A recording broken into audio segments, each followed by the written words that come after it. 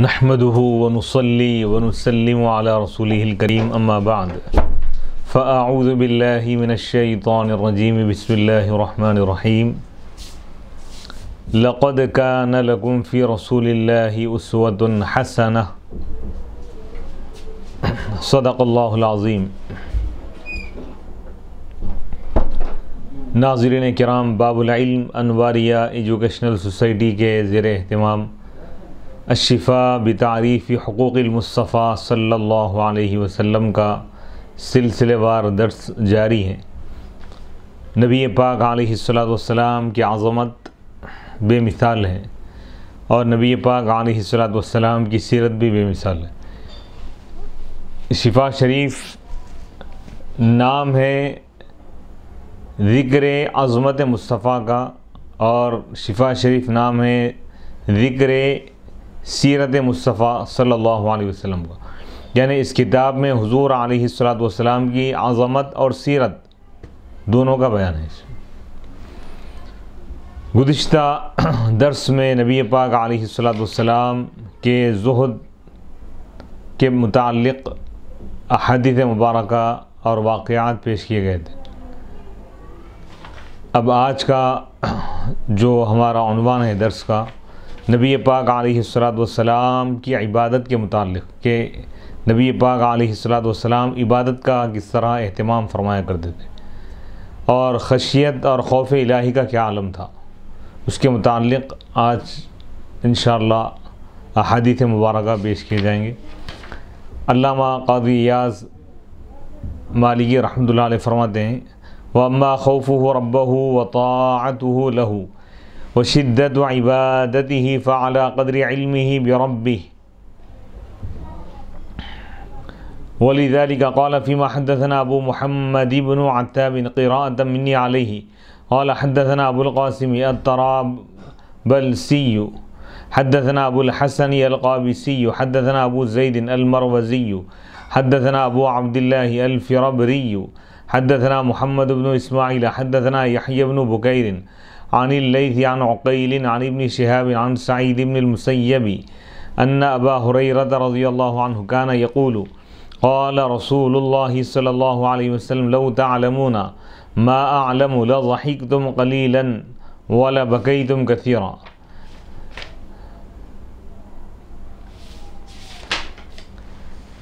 وَأَمَّا خَوْفُ أَبْرَهَا، نبی پاک علیہ السلام کا اپنے رب سے خوف کرنا، یعنی نبی پاک یعنی جو بندہ اللہ سے کے جتنے زیادہ قریب ہوتا ہے وہ بندہ اللہ سے اتنا ہی زیادہ ڈرتا ہے۔ تو بندے کے مقام کے اعتبار سے مقام خشیت بھی عطا کیا جاتا ہے۔ تو کائنات میں سب سے زیادہ اللہ کا خوف کرنے والے، اللہ سے ڈرنے والے نبی پاک علیہ السلام ہیں۔ وطاعتہ، اور نبی پاک علیہ السلام کا اطاعت کرنا اللہ کی، اور نبی پاک علیہ السلام کا شدت اور کثرت کے ساتھ اللہ کی عبادت کرنا۔ فعلی قدر علمہ، تو یہ نبی پاک علیہ السلام کے علم کے مطابق ہے، بربہ، آپ کے رب کے بارے میں، یعنی اللہ کی جتنی زیادہ آپ کو معرفت حاصل ہے اتنی ہی زیادہ آپ عبادت فرمایا کرتے تھے، اتنا ہی زیادہ اللہ سے آپ ڈرتے تھے۔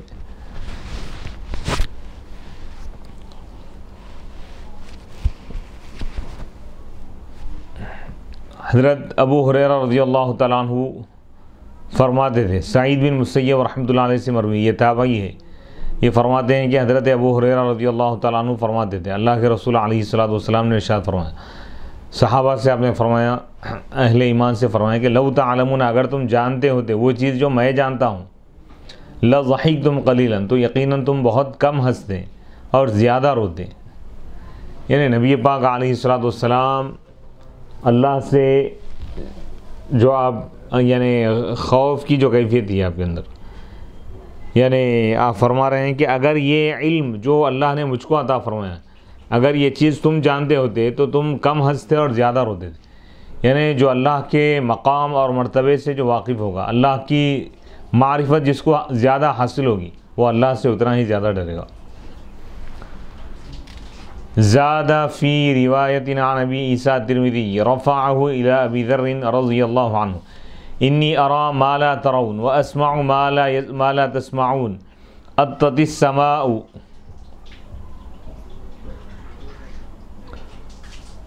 وحق لها أن تئت ما فيها موضع 4 أصابع إلا وملك واضع جبهته ساجدا لله والله لو تعلمون ما أعلم لضحكتم قليلا ولبكيتم كثيرا وما تلذذتم بالنساء على الفرش ولخرجتم إلى الصعودات تجأرون إلى الله لوددت أني شجرة تعضد. روي هذا الكلام وددت أني شجرة تعضد من قول أبي ذر نفسه وهو أصح.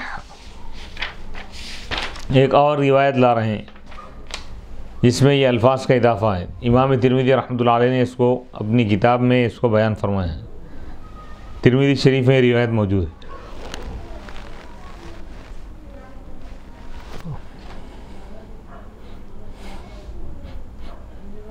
فرماتے ہیں کہ اللہ کے رسول علیہ الصلوۃ والسلام نے ارشاد فرمایا. حضرت ابو ذر فرماتے ہیں اللہ کے رسول علیہ الصلوۃ والسلام نے فرمایا انی ارا، بے شک میں وہ چیزیں دیکھ رہا ہوں جو تم نہیں دیکھتے. یعنی عالم ملکوت، عالم غیب، عالم آخرت میں دیکھ رہا ہوں جو تم نہیں دیکھ رہے. عالم برزخ اور وہاں کی کیفیات، وہاں کے حالات میں دیکھ رہا ہوں جو تم نہیں دیکھ رہے ہو. پھر آپ فرماتے ہیں کہ وَأَسْمَعُ مَا لَا تَسْمَعُونَ، میں وہ چیزیں سن رہا ہوں، وہ آوازیں سن رہا ہوں جو تم نہیں سنتے.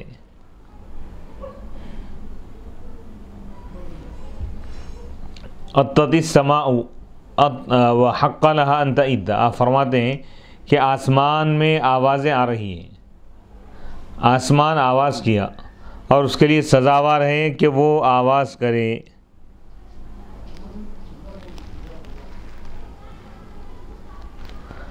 تو اب اس میں یہ بتا رہے ہیں کہ نبی پاک علیہ الصلوۃ والسلام عالم آخرت سے آپ واقف ہیں، اس کا آپ مشاہدہ کر چکے ہیں، اور آخرت میں جو احوال، جو حالات پیش آنے والے ہیں، جو واقعات ہونے والے ہیں، ان تمام چیزوں سے نبی پاک علیہ الصلوۃ والسلام واقف ہیں. تو اب یہاں پر یہ بات بتائی جا رہی ہے کہ نبی پاک علیہ الصلوۃ والسلام فرما رہے ہیں کہ انی ارا ما لا ترون، بے شک میں وہ دیکھ رہا ہوں جو تم نہیں دیکھ رہے ہو، میں وہ سن رہا ہوں جو تم نہیں سن رہے ہیں. آسمان آواز کیا اور اس کے لیے سزاوار ہے کہ وہ آواز کرے. آسمان میں 4 انگلیوں کے برابر کوئی جگہ نہیں ہے مگر وہاں پر فرشتہ اپنی پیشانی زمین پر وہاں پر فرشتہ اپنی پیشانی رکھ دیا ہے، جھکا دیا ہے اللہ کے آگے سجدہ کرتے ہوئے. یعنی 4 انگلیوں کے برابر بھی کوئی جگہ خالی نہیں ہے فرشتوں کی عبادت سے. فرشتے قدم قدم پر، ہر جگہ آسمان پر وہ لوگ اللہ کے آگے سر بس سجود ہے، یعنی سجدہ کیے ہوئے اللہ کے آگے سجدہ کر رہے ہیں سجدے کی حالت میں. واللہ اللہ کی قسم، لو تعلمون، اگر تم جانتے ہوتے وہ چیز جو میں جانتا ہوں تو تم بہت کم ہنستے اور زیادہ روتے، اور تم نکاح بھی نہیں کرتے، شادیاں بھی تم نہیں کرتے. وَلَخَرَجْتُمْ إِلَى الصُّعُودَاتِ، اور تم ضرور بیابانوں جنگلوں کی طرف نکل جاتے.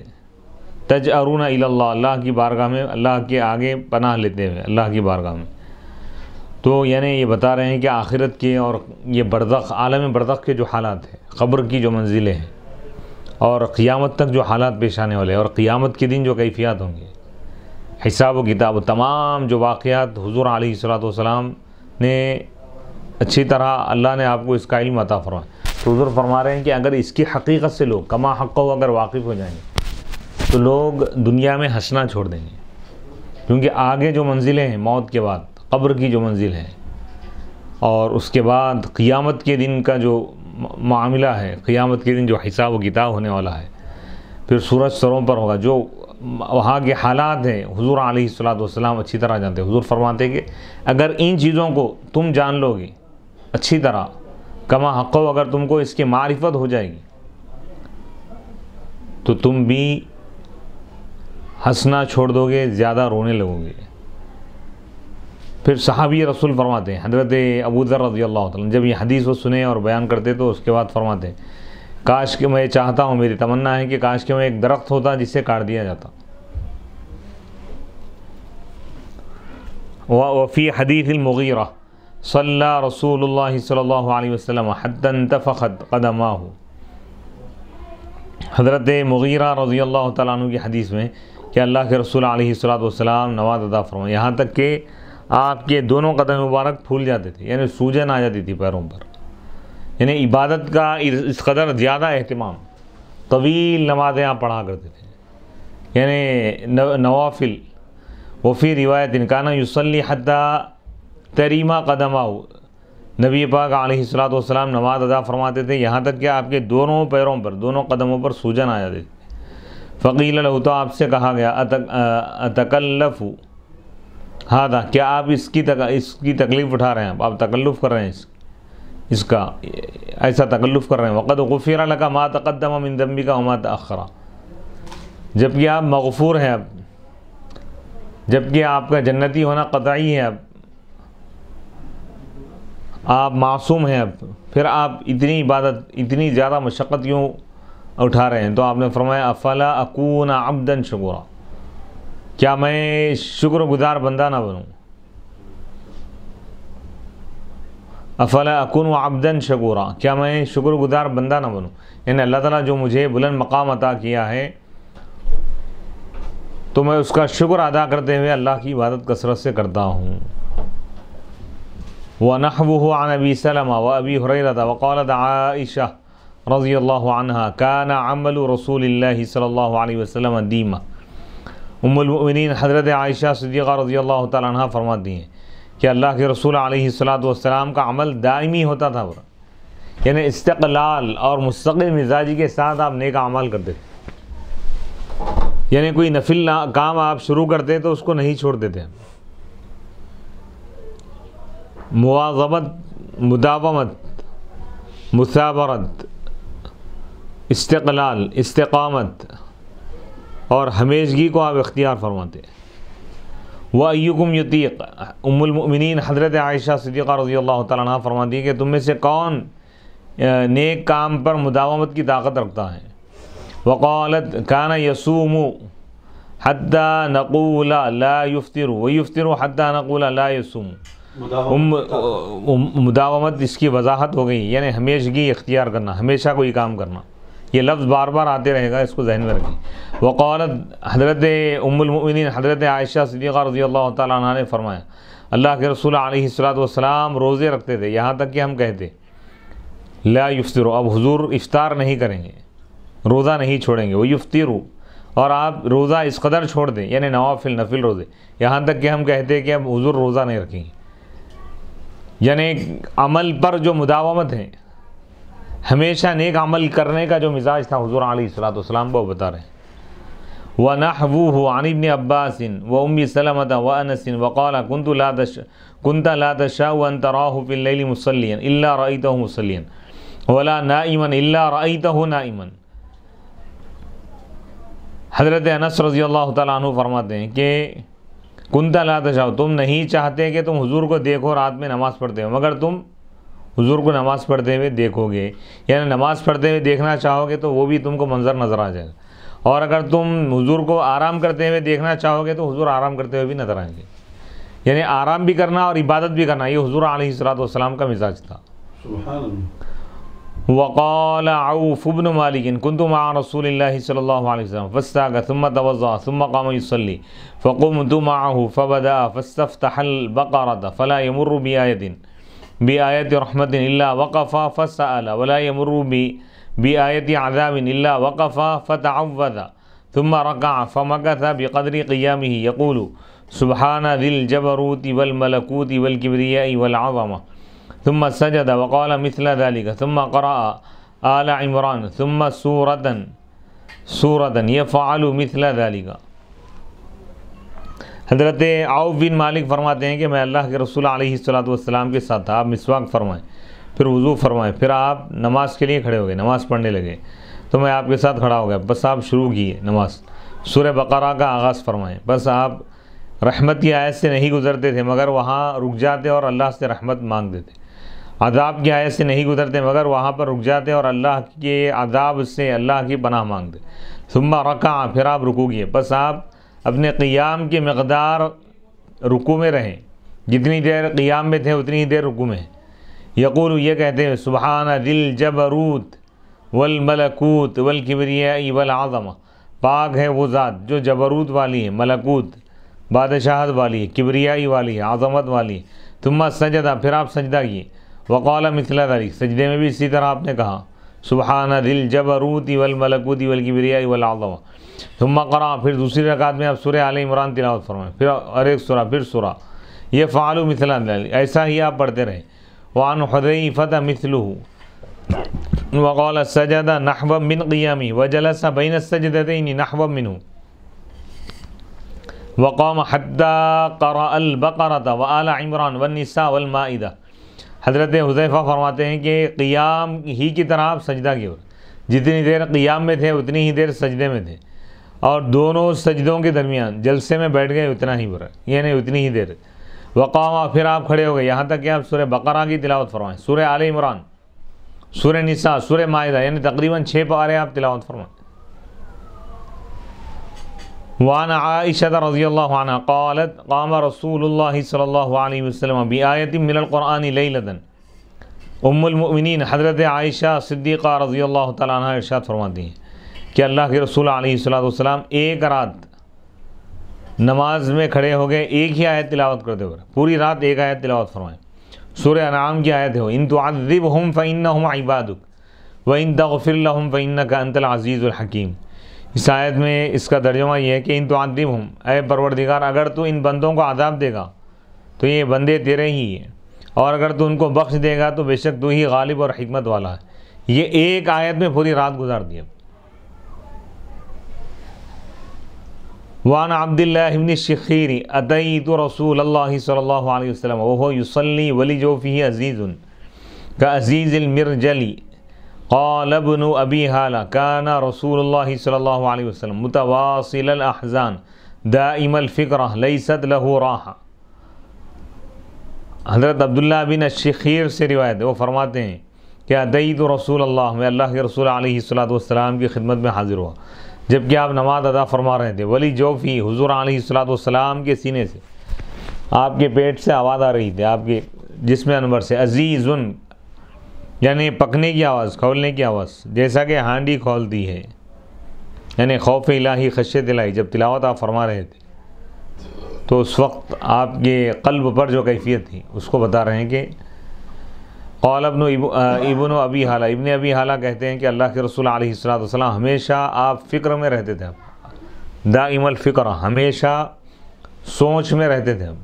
یعنی جو قائدانہ جو انداز ہے وہ بتا رہے ہیں. کسی قوم کا جو رہنما ہوتا ہے، لیڈر ہوتا ہے، وہ بے فکر نہیں ہوتا بلکہ ہمیشہ فکر مند ہوتا. بے فکر اگر ہے تو سمجھ جانا کہ وہ لیڈر نہیں ہے. اور جو حقیقی جو لیڈر ہے، رہنما ہے، قائد ہے، حضور علیہ السلام عالمین کے قائد ہے، پوری دنیا کے اب رہبر ہے، رہنما ہے، پیغمبر ہے، رسول ہیں، تو پوری کائنات کی فکر تھی اب. تو اس لیے ہمیشہ امت کی نجات، انسانیت کی بقا کے لیے، انسانیت کی نجات کے لیے، انسانیت کو کامیابی دلانے کے لیے آپ فکر مند رہتے تھے. لیست لہ راحہ، کبھی حضور علیہ السلام آرام میں نہیں رہتے تھے. وقال صلی اللہ علیہ وسلم انی لاستغفر اللہ فی اليوم 100 مرہ ورویہ 70 مرہ. اللہ کے رسول علیہ السلام نے فرمایا بے شک میں دن بھر میں 100 مرتبہ استغفار کرتا ہوں، بخشش طلب کرتا ہوں. حالانکہ حضور علیہ السلام معصوم ہے، اللہ تعالیٰ فرما دیا ہے حضور علیہ السلام سید الانبیاء والمرسلین، لیکن امت کو تعلیم دے رہے ہیں کہ حضور جب گناہوں سے محفوظ ہیں، معصوم رہتے ہوئے بخشش طلب کر رہے ہیں، تو امت کو 100 نہیں ہزاروں مرتبہ استغفار کرنے کی ضرورت. اللہ اکبر، اللہ اکبر. یہ استغفار کا عمل اللہ کو بہت زیادہ پسند ہے، اس میں بندے کی عاجزی انکساری ہے. تو استغفار یہ حضور کا عمل ہے، استغفار اللہ کو پسند ہے، اور استغفار کی وجہ سے اللہ تعالیٰ عذاب اٹھا لیتا. وما کان اللہ معذبہم وہم یستغفرون، اللہ تعالیٰ ان کو عذاب نہیں دے گا جب وہ استغفار کر رہے ہو. تو یعنی کوئی اگر وبا کو ختم کرنا ہے، کوئی کسی بلا مصیبت پریشانی سے اگر نجات پانا ہے، تو اس کے لیے مجرب ترین نسخہ، آزمودہ اور انتہائی کامیاب جو نسخہ ہے وظیفہ، وہ ہے استغفار کا، استغفر اللہ ربی من کل ذنب واتوب الیہ۔ تو یہ جو استغفار کرتا ہے تو اللہ تعالیٰ اس پر رحمتوں کا نزول فرماتا ہے۔ تو نبی پاک علیہ السلام استغفار کر کے امت کو تعلیم دے رہے ہیں کہ تم استغفار کو اپنا وظیفہ بنا لو۔ ایک روایت میں ہے کہ 70 مرتبہ حضور علیہ السلام استغفار فرماتے تھے۔ تو اگر یہ روایت کو بھی اختیار کر لیا جائے تو کم از کم دن میں 70 مرتبہ استغفار کرنا چاہیے۔ وعن علی رضی اللہ عنہ قال سألت رسول اللہ صلی اللہ علیہ وسلم عن سنتی فقال المعرفۃ رأس مالی والعقل اصل دینی والحب اساسی والشوق مرکبی وذکر اللہ انیسی والثقۃ کنزی والحزن رفیقی والعلم سلاحی والصبر ردائی والرضاء غنیمتی والعجز فخری والزہد حرفتی والیقین قوتی والصدق شفیعی والطاعت حسبی والجہاد خلقی وقرۃ عینی فی الصلاۃ وفی حدیث آخر وثمرۃ فؤادی فی ذکرہ وغمی لاجل امتی وشوقی الی ربی عز وجل۔ مولا کائنات حضرت سیدنا علی مرتضیٰ رضی اللہ تعالیٰ عنہ سے مروی ہے، آپ فرماتے ہیں کہ سألت رسول اللہ، میں اللہ کے رسول علیہ السلام سے پوچھا، سوال کیا عن سنتی، حضور علیہ السلام کی سنت کے بارے میں، حضور کے طریقے کے بارے میں، حضور کا طریقہ کیا ہے، طریقہ کار۔ تو آپ نے ارشاد فرمایا المعرفۃ رأس مالی، معرفت میری اصل پونجی ہے، فرما رہے ہیں میرا سرمایہ، میری دولت کیا ہے؟ حضور فرما رہے ہیں کہ دنیاوی دولت میری دولت نہیں ہے، سونا چاندی میری دولت نہیں ہے۔ کیا فرما رہے ہیں؟ معرفت، خدا کو پہچاننا، یہ میری اصل پونجی ہے۔ سبحان اللہ۔ والعقل اصل دینی، میرے دین کی اصل بنیاد جڑ کیا ہے؟ عقل ہے۔ یعنی دین کا پورا دار و مدار عقل پر رکھ دیا گیا، کوئی بے عقل یا غیر معقول کام نہیں ہے اس میں۔ جو بھی کام، جو بھی احکام دیے گئے عقل کے مطابق بھی ہے۔ والحب اساسی، اور محبت میری بنیاد ہے، میرے کام کی بنیاد محبت پر ہے۔ یعنی دین کی طرف بلانے کا جو طریقہ ہے، حضور علیہ السلام کا جو میتھڈ ہے، محبت ہے، محبت کے ذریعے دین کے قریب لاؤ لوگ۔ وہ شوق مرکبی، شوق میری سواری، یعنی اللہ کا شوق، اللہ کی طرف اشتیاق۔ وہ ذکر اللہ انیسی، اللہ کی یاد، اللہ کا ذکر کرنا میرا دوست ہے، میری انست ہے، اس میں میرا انس ہے۔ والثقۃ، اور بھروسہ، اعتماد میرا خزانہ ہے۔ والحزن رفیقی، اور حزن غم میرا ساتھی ہے۔ والعلم سلاحی، علم میرا ہتھیار ہے، فرما رہے حضور علیہ السلام علم کی اہمیت کو بتا رہے ہیں۔ والصبر ردائی، اور صبر میری چادر ہے، اور رضا میری غنیمت ہے، یعنی مال غنیمت میرا کیا ہے؟ رضا ہے، اللہ کی رضا۔ عاجزی انکساری میرا فخر ہے۔ والزہد حرفتی، زہد دنیا سے بے رغبتی میرا پیشہ ہے۔ یقین میری طاقت ہے، سچائی میرا شفیع ہے، میری شفاعت یعنی میرا ساتھی ہے۔ والطاعت حسبی، طاعت میرا حسب ہے، اطاعت کرنا، حق کے لیے کوشش کرنا، جد و جہد کرنا میرے اخلاق ہے۔ برائی کو مٹانے کے لیے کوشش کرنا، جد و جہد کرنا میرے اخلاق ہے۔ وقرۃ عینی، اور میرے آنکھوں کی ٹھنڈک نماز میں۔ اور ایک حدیث پاک میں ان الفاظ کا اضافہ ہے، وثمرۃ فؤادی، اور میرے دل کا جو پھل ہے اللہ کے ذکر میں بولے، اور میرا غم میری امت کے خاطر ہے، اور میرا شوق، میری رغبت میرے رب کی طرف ہے۔ تو بہت جامع حدیث ہے یہ جو ہے، یعنی حضور فرما رہے ہیں کہ میرے دل کا پھل اللہ کے ذکر میں ہے، اور میرا غم میری امت کے خاطر ہے، اور میرا شوق میرے رب کی طرف ہے، اپنے رب کی طرف ہے۔ یعنی میری جو رغبت ہے، میری پوری دلچسپی جو ہے دنیا کی طرف نہیں ہے، اللہ کی طرف ہے۔ میں پوری توجہ،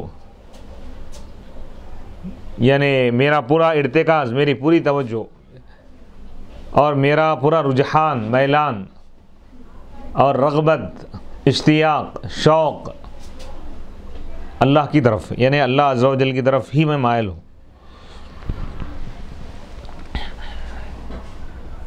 تو یہ جامع حدیث ہے جس میں نبی پاک علیہ الصلوۃ والسلام کا جو منہج ہے، طریقہ ہے، میتھڈ ہے، اس کو بتایا گیا۔ نہ حق کے لیے لڑنا کیا؟ میرے اخلاق ہیں، یعنی حق کے لیے کوشش کرتے ہوئے رہنا، یہ میرے اخلاق ہے۔ اعلم وفقنا اللہ وإياك ان صفات جميع الانبیاء والرسل صلوات اللہ وسلامہ علیہم من کمال الخلق وحسن الصورة وشرف النسب وحسن الخلق وجميع المحاسن هي هذه الصفات لأنها صفات الكمال والكمال والتمام والبشري والفضل والجميع لهم صلوات الله عليهم إذ رتبتهم أشرف الرتب ودرجاتهم أرفع الدرجات ولكن فضل الله بعضهم على بعض قال الله تعالى أعوذ بالله من الشيطان الرجيم بسم الله الرحمن الرحيم تلك الرسل فضلنا بعضهم على بعض وقال تعالى ولقد اخترناهم على علم على العالمين۔ اب یہاں پہ بتا رہے ہیں کہ اعلم، تم جان لو، وفقنا اللہ، اللہ ہم کو اور تم کو توفیق دے، یہ بات تم جان لو کہ تمام انبیاء اور رسولوں کی صفات، اللہ کی رحمتیں ان پر نازل ہو، من کمال الخلق، تخلیق کا کمال، حسن صورت اور شرف نسب، نسب کی بلندی، حسن اخلاق اور تمام محاسن، یہی صفات ہے۔ یہ جو جن چیزوں کا ذکر ہوا، اخلاق، یہ تمام چیزیں، کیونکہ یہ کمال والے صفات ہے، صفات کمال ہے۔ والکمال، اور کمال اور کمال بشری اور فضل، مکمل فضل ان کے لیے حاصل ہے انبیاء کے لیے، کیونکہ ان کا درجہ تمام درجوں سے بلند ہے۔ لیکن اللہ تعالیٰ انبیاء میں بھی اس سے بھی بعض کو بعض پر اللہ تعالیٰ فضیلت دیا۔ انبیاء کا درجہ، نبی کا درجہ غیر نبی سے زیادہ ہے، غیر نبی نبی کے برابر نہیں ہو سکتا۔ پھر انبیاء میں بھی درجات ہیں، پورے ایک درجے کے نہیں، بعض کو بعض پر فضیلت دی گئی، یہ قرآن سے ثابت ہے، گریڈس ہیں ان کے پاس۔ جیسے اللہ تعالیٰ نے سورہ بقرہ میں فرمایا، سورہ بقرہ کی آیت نمبر 253 253، اعوذ باللہ من الشیطان الرجیم بسم اللہ الرحمن الرحیم تلک الرسل فضلنا بعضهم علی بعض، ان رسولوں کو ہم نے بعض کو بعض پر فضیلت دی۔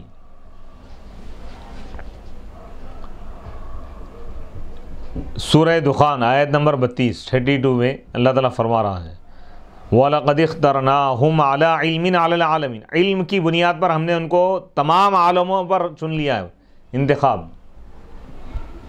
کوئی نبی علم سے خالی نہیں تھے، ہر نبی کو اللہ تعالیٰ علم عطا فرمایا۔ سبحان، تو معلوم یہ ہوا کہ علم انبیاء کی میراث ہے۔ وقد قال صلی اللہ علیہ وسلم ان اول زمرۃ يدخلون الجنۃ علی صورۃ القمر لیلۃ البدر ثم قال آخر الحدیث علی خلق رجل واحد علی صورۃ ابیہم آدم علیہ السلام طولہ 60 ذراعا فی السماء۔ اب یہاں پہ ایک حدیث پاک لا رہے ہیں، اللہ کے رسول علیہ الصلوۃ والسلام نے ارشاد فرمایا جنت میں جو سب سے پہلی جماعت جو داخل ہوں گی، جو گروپ داخل ہوگا، وہ ان کے چہرے کیسے ہوں گے؟ بتا رہے ہیں کہ 14ویں چاند کی طرح ہوں گے، ان کے چمکتے ہوئے چہرے، انبیاء کی جماعت ہوں گی۔ ثم قال، پھر حضور علیہ الصلوۃ والسلام نے حدیث کے آخر میں فرمایا وہ سب کیسے ہوں گے؟ ایک ہی آدمی کی تخلیق پر ہوں گے، تمام لوگ کیسا؟ اعلیٰ صورت ابیہم، اپنے والد حضرت آدم علیہ السلام کی صورت پر ہوں گے تمام لوگوں کے چہرے۔ طولہ، اور ان کی لمبائی کیسی ہوں گی؟ 60 ذراعا، 60 گز بر ہے، پھر سمائی آسمان 60 فٹ رہیں گے۔ وفی حدیث آخر، وفی حدیث ابی ہریرہ رأیت موسیٰ فإذا هو رجل ضرب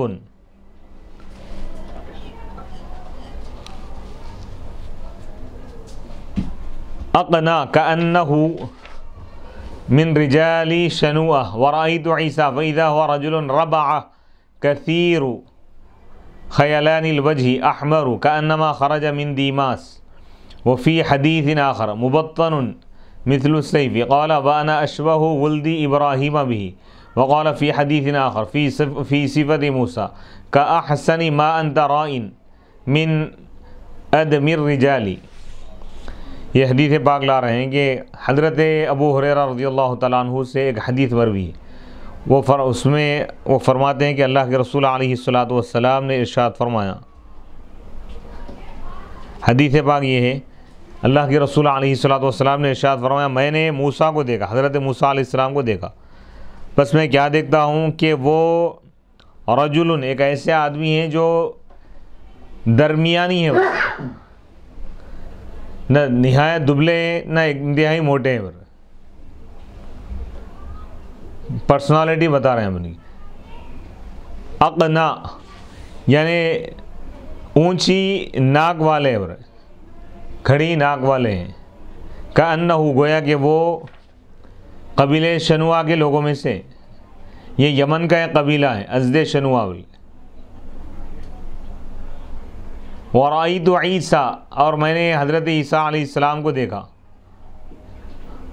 بس میں کیا دیکھتا ہوں کہ وہ بھی درمیانی آدمی ہے، ہائٹ کے اعتبار سے ہو یا ویٹ کے اعتبار سے ہو یا پرسنالٹی کے اعتبار سے، بتا رہے ہیں کثیر خیلان الوجہ۔ اب یہاں پہ ان کے اوصاف بتائے جا رہے ہیں، کثیر خیلان الوجہ، احمر سرخ رنگ کے ہے، یعنی اللہ تعالیٰ ہر نبی کو الگ الگ اللہ تعالیٰ جمال عطا فرمایا، یعنی یہاں پہ یہ بتا رہے ہیں کہ کثیر خیلان الوجہ یعنی تل ہے ان کے چہرے پہ، تل وغیرہ زیادہ ہے ان کے، احمر اور وہ سرخ رنگ کے، تو اللہ کی شان ہے، اللہ تعالیٰ مختلف پیغمبروں کو اللہ تعالیٰ الگ الگ صفات عطا فرمائے ہیں۔ اور ربعہ کے معنی آتے ہیں درمیانی قد والے، یعنی بہت زیادہ لمبے بھی نہیں ہے، بہت پست قد بھی نہیں ہے، دونوں کے درمیان ہے، معتدل القامہ ہے۔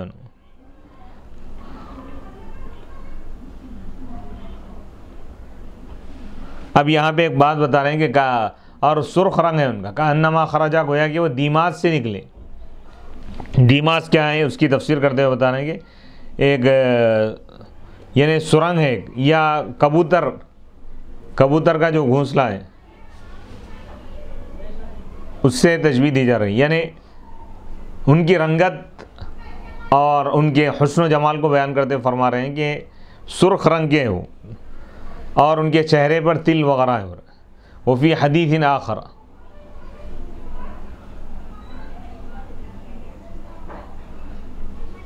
وفی حدیث آخر مبتن، ایک دوسری حدیث میں ہے کہ وہ مبتن ہے، بلکہ یعنی دبلے ہیں بالکل، مثل السیف، تلوار کی طرح۔ قال، پھر نبی پاک علیہ الصلوۃ والسلام ارشاد فرماتے ہیں کہ میں حضرت ابراہیم علیہ السلام کی اولاد میں سب سے زیادہ میں ان کے مشابہ ہوں، تو حضور علیہ الصلوۃ والسلام کی شباہت جو ہے حضرت ابراہیم علیہ السلام سے ملتی جلتی ہے، کیونکہ حضرت ابراہیم علیہ السلام کے خاندان سے نا، حضرت ابراہیم علیہ السلام کے فرزند حضرت اسماعیل علیہ السلام، حضرت اسماعیل علیہ السلام کے آل میں سے آپ کا تعلق ہے، سبحان اللہ، ان کی اولاد میں سے، کیونکہ اب ان کے حضرت اسحاق علیہ السلام بھی حضرت ابراہیم علیہ السلام کے فرزند ہیں، ان کے اولاد میں بھی بہت سارے انبیاء پیدا ہوئے، لیکن کسی کو اتنی مشابہت نہیں ملی جتنی حضور علیہ الصلوۃ والسلام کو حضرت ابراہیم علیہ السلام کی مشابہت ملی ہوئی۔ سبحان اللہ۔ وقال فی حدیث آخر فی صفت موسیٰ، ایک دوسری حدیث میں اللہ کے رسول علیہ الصلوۃ والسلام نے حضرت موسیٰ علیہ السلام کے صفات بیان کرتے ہوئے آپ نے فرمایا کہ احسن ما انت رائن، کہ حضرت موسیٰ علیہ السلام یعنی انتہائی حسین و جمیل ہو رہا ہے، ما انت رائن جو تم دیکھ رہے ہو، من ادم الرجال، گندمی رنگ کے ہیں،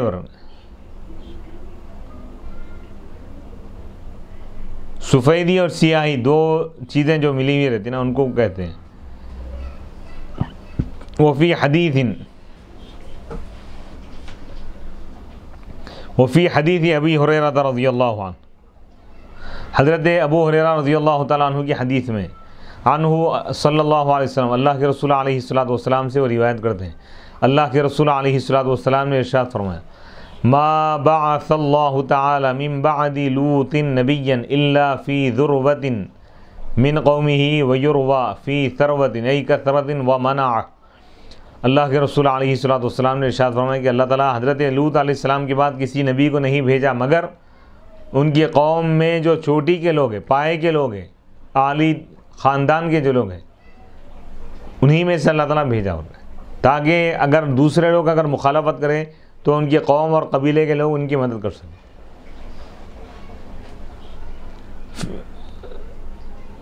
وحكى الترمذي عن قتادة ورواه الدارقطني من حديث قتادة عن أنس رضي الله عنه ما بعث الله تعالى نبيا إلا حسن الوجه حسن الصوت وكان نبيكم أحسنهم وجها وأحسنهم صوتا صلی اللہ علیہ وسلم.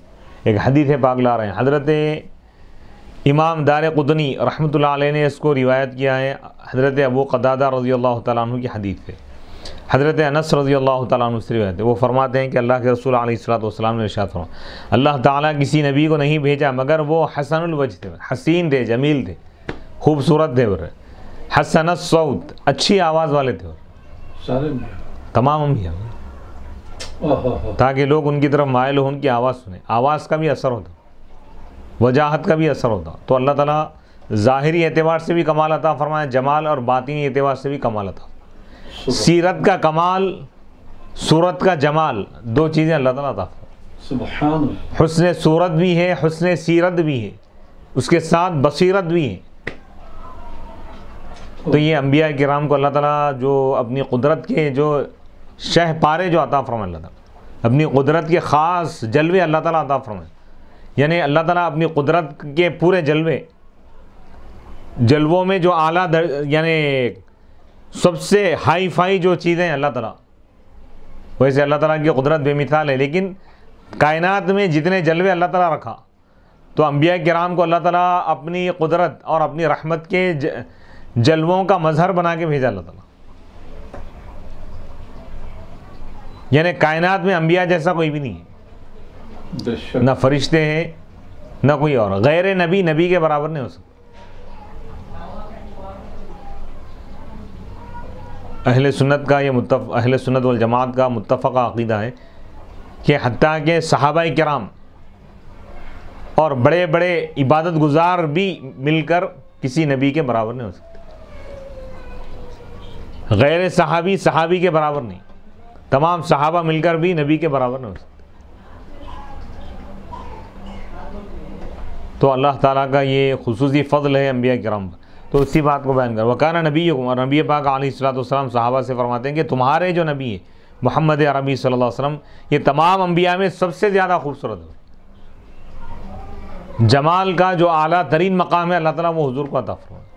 سبحان اللہ. کمال کا جو اعلیٰ مقام ہے اللہ تعالیٰ وہ آپ کو عطا فرمائے. احسنہم صوتا, اور تمام انبیاء میں سب سے زیادہ بہترین آواز والے حضور ہیں.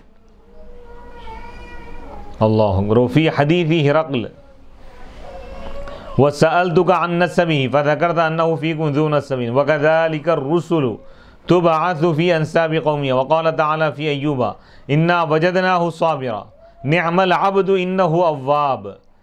ہرقل کے متعلق جو حدیث واقع ہوئی کہ صحابہ کا ایک وفد ہرقل بادشاہ کے پاس گیا تھا, ہجرت کر کے صحابہ کرام گئے ہوں گے. تو وہاں پر ابو سفیان ابھی اسلام قبول نہیں کیے تھے اس وقت, وہ بھی وہاں پہنچ گئے. تو یہ لوگ یعنی ہرقل کے ذہن کو اسلام کے خلاف کرنا چاہیں تو ہرقل چند سوالات کیا ان سے. ہرقل نے ابو سفیان سے کہا کہ میں نے تم سے پوچھا اس نبی کے نسب کے بارے میں تو تم نے ذکر کیا کہ وہ تم میں نسب والے اعلیٰ ترین بلند ترین نسب والے. عالی کا مطلب بلند کیا آتے, بلند نسب والے ہیں. اسی طرح رسول بھیجے جاتے ہیں, رسولوں کو اللہ تعالیٰ بھیجتا ہے ان کی قوم میں اعلیٰ نسب میں اللہ تعالیٰ بھیجتا ہے, اعلیٰ خاندان. تو معلوم یہ ہوا کہ خاندان کا بھی اثر ہوتا ہے. وقال تعالی, اور اللہ تعالیٰ نے حضرت ایوب علیہ الصلوۃ والسلام کے متعلق فرمایا انا وجدناہ صابرا, بے شک ہم نے ایوب علیہ السلام کو صبر والا پایا. اللہ فرما رہا ہے. تو اللہ کی نظر میں جو صبر کے پیمانے پر اتر جائے تو یقیناً ان کے صبر کا عالم ہی کچھ اور ہو. نعم العبد, کیا ہی اچھا بندہ ہے ایوب. انہ اواب, بے شک وہ اللہ کی طرف بہت رجوع کرنے والے ہو. یعنی جو بیماری دی گئی, اور اس میں معلوم یہ ہو رہا کہ آدمی دنیا میں ہر تکلیف پہ صبر کرنا اس کے لیے آسان, لیکن بیماری پہ تکلیف کرنا, بیماری کی تکلیف کو برداشت کرنا, یہ بہت زیادہ صبر. وہ بھی ایسی بیماری جو طویل عرصے تک رہے, جس میں آدمی اٹھ نہیں سکتا, بیٹھ نہیں سکتا, چل نہیں سکتا, پھر نہیں سکتا. حضرت ایوب علیہ السلام اس پر صبر کیا. سورہ صاد کی آیت ہے، آیت نمبر 44 وقال تعالی، اللہ تعالیٰ نے فرمایا یا یحییٰ خذ الکتاب بقوہ، اے یحییٰ تم کتاب لے لو قوت کے ساتھ۔ سورہ مریم کی آیت ہے، آیت نمبر 12 الی قولی، یہاں تک ویوم یبعث حیا یا یحییٰ خذ الکتاب بقوہ وآتیناہ الحکم صبیا، ہم نے یحییٰ کو کتاب عطا کی بچپن میں ہی ہم ان کو نبی بنا دی۔ وحنانا من لدنا وزکاۃ وکان تقیا، یہ ہماری مہربانی تھی اور وہ نیک تھے، وہ پاک باز تھے۔ وحنانا منا وزکاۃ وکان تقیا، حضرت یحییٰ علیہ السلام متقی پرہیزگار تھے۔ وسلام علیہ یوم ولد ویوم یموت ویوم یبعث حیا، اللہ تعالیٰ نبی کی سیرت بیان فرما رہا، انبیاء کی سیرت بیان کرنا یہ خدا کی سنت ہے۔ وسلام علیہ، ان پر سلام ہو اس دن جس دن وہ پیدا ہوئے۔ ویوم یموت، اس دن بھی سلام ہو جس دن وہ وفات پائیں گے، وصال فرمائیں گے، اور اس دن بھی سلام ہو جس دن ان کو زندہ اٹھایا جائے گا۔ انبیاء کے دنوں پر اللہ تعالیٰ سلام بھیج رہا ہے، ان کی پیدائش کے دن پر، میلاد کا ثبوت قرآن کی آیت سے ہے۔ سبحان وسلام علیہ یوم ولد ویوم یموت ویوم یبعث حیا۔ وقال تعالی، اللہ تعالیٰ نے ارشاد فرمایا، حضرت زکریا علیہ السلام اور یحییٰ علیہم السلام، زکریا علیہ السلام یحییٰ علیہ السلام کے بارے میں فرما رہا ہے۔ وقال ان اللہ یبشرک بیحییٰ مصدقا بکلمۃ من اللہ وسیدا وحصورا ونبیا من الصالحین، فرشتے یہ آواز دی حضرت زکریا علیہ السلام کو کہ اللہ تعالیٰ آپ کو خوشخبری دے رہا ہے یحییٰ علیہ السلام کی، اس حال میں کہ وہ تصدیق کرنے والے ہیں۔ ان اللہ یبشرک بیحییٰ مصدقا بکلمۃ من اللہ، اللہ کے کلمے کی، یعنی عیسیٰ علیہ السلام کی تصدیق کرنے والے ہیں۔ سورہ آل عمران کی آیت ہے، آیت نمبر 39 وقال تعالی، اللہ تعالیٰ نے ارشاد فرمایا ان اللہ اصطفى آدم ونوحا وآل ابراہیم وآل عمران علی العالمین ذریۃ بعضها من بعض واللہ سمیع علیم۔ اس آیت مبارکہ میں اللہ تعالیٰ فرما رہا ہے کہ بے شک اللہ نے حضرت آدم علیہ السلام کو منتخب فرما لیا، حضرت نوح علیہ السلام کو اللہ تعالیٰ منتخب فرما لیا، حضرت ابراہیم علیہ السلام کی آل کو، حضرت عمران علیہ السلام کی آل کو اللہ تعالیٰ منتخب فرما لیا۔ وقال فی نوح، حضرت نوح علیہ السلام کے بارے میں اللہ تعالیٰ فرما رہا انہ کان عبدا شکورا، سورہ بنی اسرائیل کا آیت نمبر 3 سورہ اسراء کی، بے شک وہ شکر گزار بندے تھے۔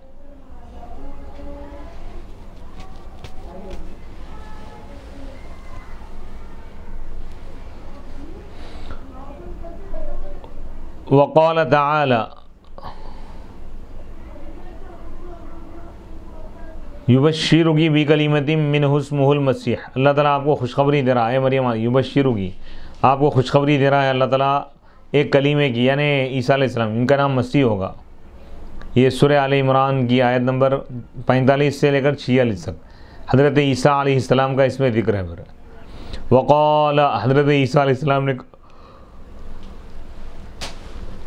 وقال، اللہ تعالیٰ فرما رہا ہے حضرت عیسیٰ علیہ السلام کے قول کو بیان کرتے ہوئے، ان کی قول کی حکایت کرتے ہوئے فرما رہا ہے کہ حضرت عیسیٰ علیہ السلام نے کہا انی عبد اللہ، بے شک میں اللہ کا بندہ ہوں، آتانی الکتاب، اس نے مجھ کو کتاب عطا کی،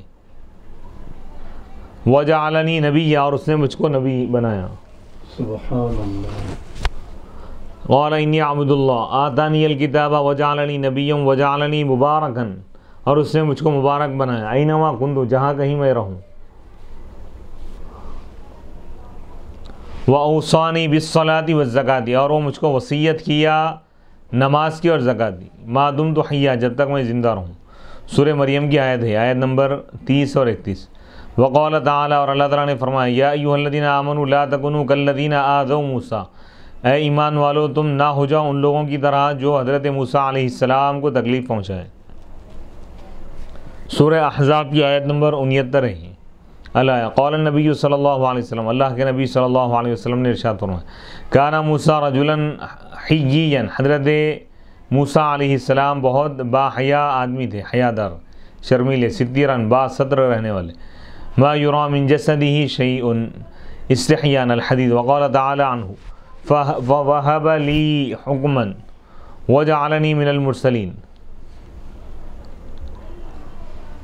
فوہب لی ربی حکما وجعلنی من المرسلین۔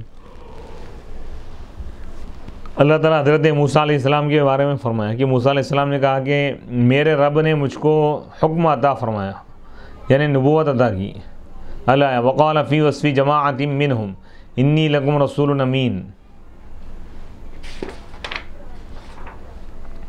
اللہ تعالیٰ نے انبیاء کی ایک جماعت کی صفت بیان کرتے ہوئے فرمایا کہ انبیاء کرام کو جب بھیجا گیا ان کے قوموں کی طرف، ان کی امتوں کی طرف، تو ہر نبی نے اپنی امت سے یہ کہا کہ انی لکم رسول امین، بے شک میں تمہارے لیے ایک امانت دار رسول ہوں۔ الدخان، یعنی انبیاء امانت دار ہوتے ہیں۔ سورہ دخان آیت نمبر 18، وقال ان خیر من استأجرت القوی الامین،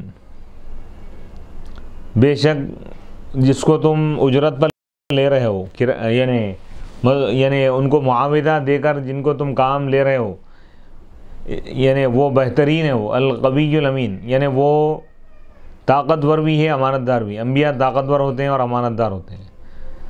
سورہ قصص آیت نمبر 26، وقال تعالی، اللہ تعالیٰ نے فرمایا فاصبر کما صبر اولو العزم من الرسل، اے رسول آپ صبر کیجئے جیسا کہ اولو العزم رسولوں نے صبر کیا۔ سورہ احقاف آیت نمبر 35۔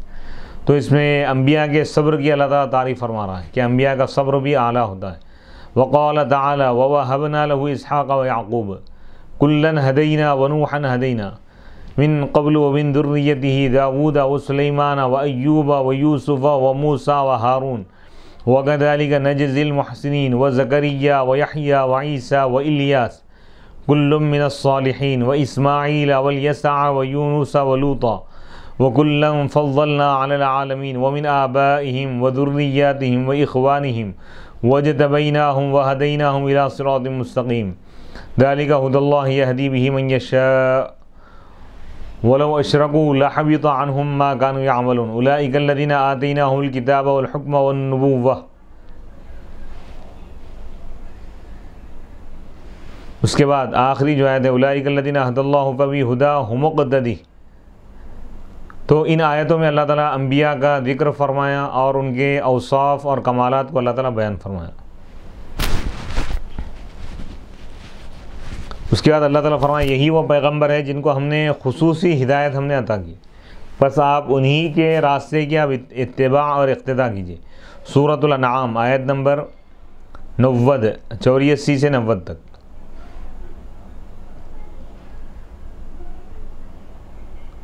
حضرت ابراہیم علیہ السلام کا ذکر ہوا اس میں، وَتِلْكَ حُجَّتُنَا آتَيْنَاهَا إِبْرَاهِيمَ عَلَىٰ قَوْمِهِ نَرْفَعُ دَرَجَاتٍ مَّن نَّشَاءُ إِنَّ رَبَّكَ حَكِيمٌ عَلِيمٌ۔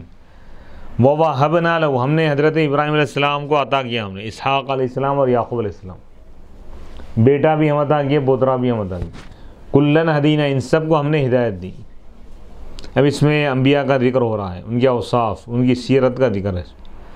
فوصفہم، اللہ تعالیٰ ان کو بیان کیا بأوصاف جمہ، بے شمار اوصاف کے ساتھ، من الصلاح، نیک، یعنی صالحیت کا وصف اللہ تعالیٰ بیان کیا کہ انبیاء کرام با صلاحیت ہے، نیکوکار ہے، والہدا، ہدایت یافتہ ہے، والاجتبائی، چنندہ ہے، اللہ تعالیٰ نے ان کو سلیکٹ فرمایا، اللہ کی طرف سے ان کا سلیکشن ہوا ہے، منتخب ہے وہ، والحکمی، اور اللہ تعالیٰ ان کو حکومت، اقتدار عطا فرمایا، اللہ تعالیٰ ان کو فیصلہ کرنے کی صلاحیت عطا فرمایا، والنبوہ، نبوت عطا فرمایا۔ وقال، اللہ تعالیٰ نے فرمایا وبشروہ بغلام علیم، یعنی فرشتے حضرت ابراہیم علیہ السلام کو خوشخبری دی ایک ایسے بچے کی، ایک ایسے لڑکے کی جو جاننے والا ہوں گا۔ انبیاء کرام جاننے والے ہوتے ہیں، علم والے ہوتے ہیں۔ سورہ ذاریات کی آیت ہے، آیت نمبر 28۔ وقال تعالی، اللہ تعالیٰ نے فرمایا وَلَقَدْ فَتَنَّا قَبْلَهُمْ قَوْمَ فِرْعَوْنَ وَجَاءَهُمْ رَسُولٌ کریم، اور یقیناً ہم نے ان سے پہلے فرعون کی قوم کو ہم نے آزمایا تھا، جبکہ ان کے پاس، فرعون کی قوم کے پاس ایک معزز، شریف، کریم رسول ہے۔ رسول کے اندر کرامت اور شرافت ہوتی ہے، یہ بتا رہے۔ امین، یہاں تک کیا ہے، انی لکم رسول امین بول کے حضرت موسیٰ علیہ السلام اس قوم سے فرمایا کہ بے شک میں تمہارے لیے اللہ کی طرف سے رسول ہوں، اللہ کا رسول ہوں، میں امین، امانت دار ہوں۔ سورہ دخان کی آیت نمبر 17 اور 18 میں چیز بیان کی گئی۔ وقال ستجدنی انشاء اللہ من الصابرین، سورہ صافات آیت نمبر 102۔ اس میں حضرت ابراہیم علیہ السلام اسماعیل علیہ السلام کے واقعے کو بیان کیا گیا، قربانی کا جو مشہور واقعہ ہے۔ ربی حبلی من الصالحین، حضرت ابراہیم علیہ السلام اللہ کی بارگاہ میں دعا کی کہ مولا مجھے نیک اولاد عطا فرما، تو اللہ تعالیٰ فرمایا فبشرناہ بغلام حلیم، نہایت صبر اور برداشت کرنے والی یہ اولاد ہم نے ان کو عطا فرمائی۔ ہم نے ان کو خوشخبری دی ایک ایسے لڑکے کی جو بہت زیادہ صبر کرنے والا ہو، بردبار ہوگا۔ فبشرناہ بغلام حلیم، تو نبی کے اندر اللہ تعالیٰ حلم رکھتا ہے۔ اللہ تعالیٰ حلم اللہ کی صفت ہے، اللہ یہ صفت انبیاء کو عطا فرماتا ہے۔ حلم کا مطلب یہ ہے کہ فوراً سزا نہیں دینا، بندے نافرمانی کر رہے ہیں اللہ تعالیٰ فوراً سزا نہیں دے رہا، تو یہ اللہ کا حلم ہے۔ تو اللہ تعالیٰ اپنی صفات کا انبیاء کو مظہر بناتا ہے۔ تو نبی کی قوم امت نبی کو تکلیف پہنچا رہی ہے، لیکن نبی ان سے بدلہ نہیں لے رہے، ان کو سزا نہیں دے رہے۔ تو جو رہنما ہوتا ہے، کوئی بندہ اگر نیک بندہ بننا چاہتا ہے، نبی کے نقش قدم پہ چلنا چاہتا ہے، تو وہ بھی اپنے اندر حلم پیدا کرے۔ تو بہت اعلیٰ صفت ہے فبشرناہ بغلام حلیم۔ پھر اس کے بعد اللہ فرما رہا ہے فلما بلغ معہ السعی، حضرت اسماعیل علیہ السلام پیدا ہوئے، پھر جب وہ اپنے والد کے ساتھ محنت کام کاج کے قابل بن گئے، 13 سال کے ہو گئے۔ فلما بلغ معہ السعی قال یا بنی، ساتھ رہنے لگے۔ حضرت اسماعیل علیہ السلام کی محبت حضرت ابراہیم علیہ السلام کے دل میں پیدا ہوئی، ایک لگاؤ ہو گیا ایک۔ تو اب اللہ تعالیٰ آزمانا چاہا، اللہ تعالیٰ فلما بلغ معہ السعی قال یا بنی، حضرت ابراہیم علیہ السلام نے ایک دن کہا کہ اے میرے پیارے بیٹے، انی ارا فی المنام، بے شک میں خواب میں دیکھ رہا ہوں کہ میں تم کو ذبح کر رہا ہوں، فانظر ماذا تری، بس تمہاری کیا رائے ہے تم مجھے بتاؤ، تمہارا کیا خیال ہے۔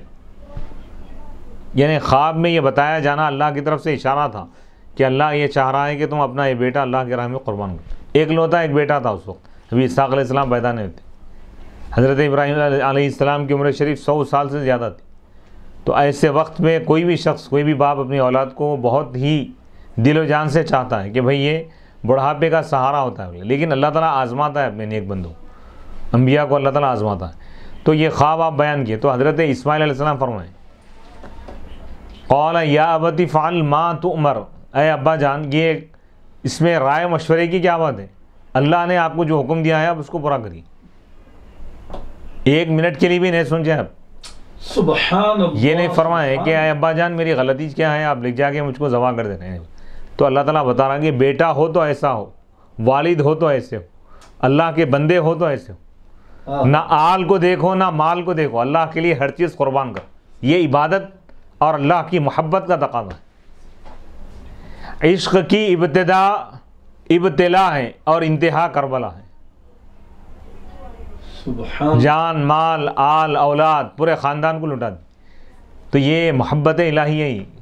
اللہ کی محبت میں بہت کچھ لٹانا پڑتا ہے، قربانی دینا پڑتا ہے۔ تو حضرت اسماعیل علیہ السلام کی جو آپ تربیت فرمائیں، جان بھی دینے کے لیے تیار ہو گئی، یعنی والد کے بھی فرما بردار ہے، اللہ کے بھی فرما بردار ہے۔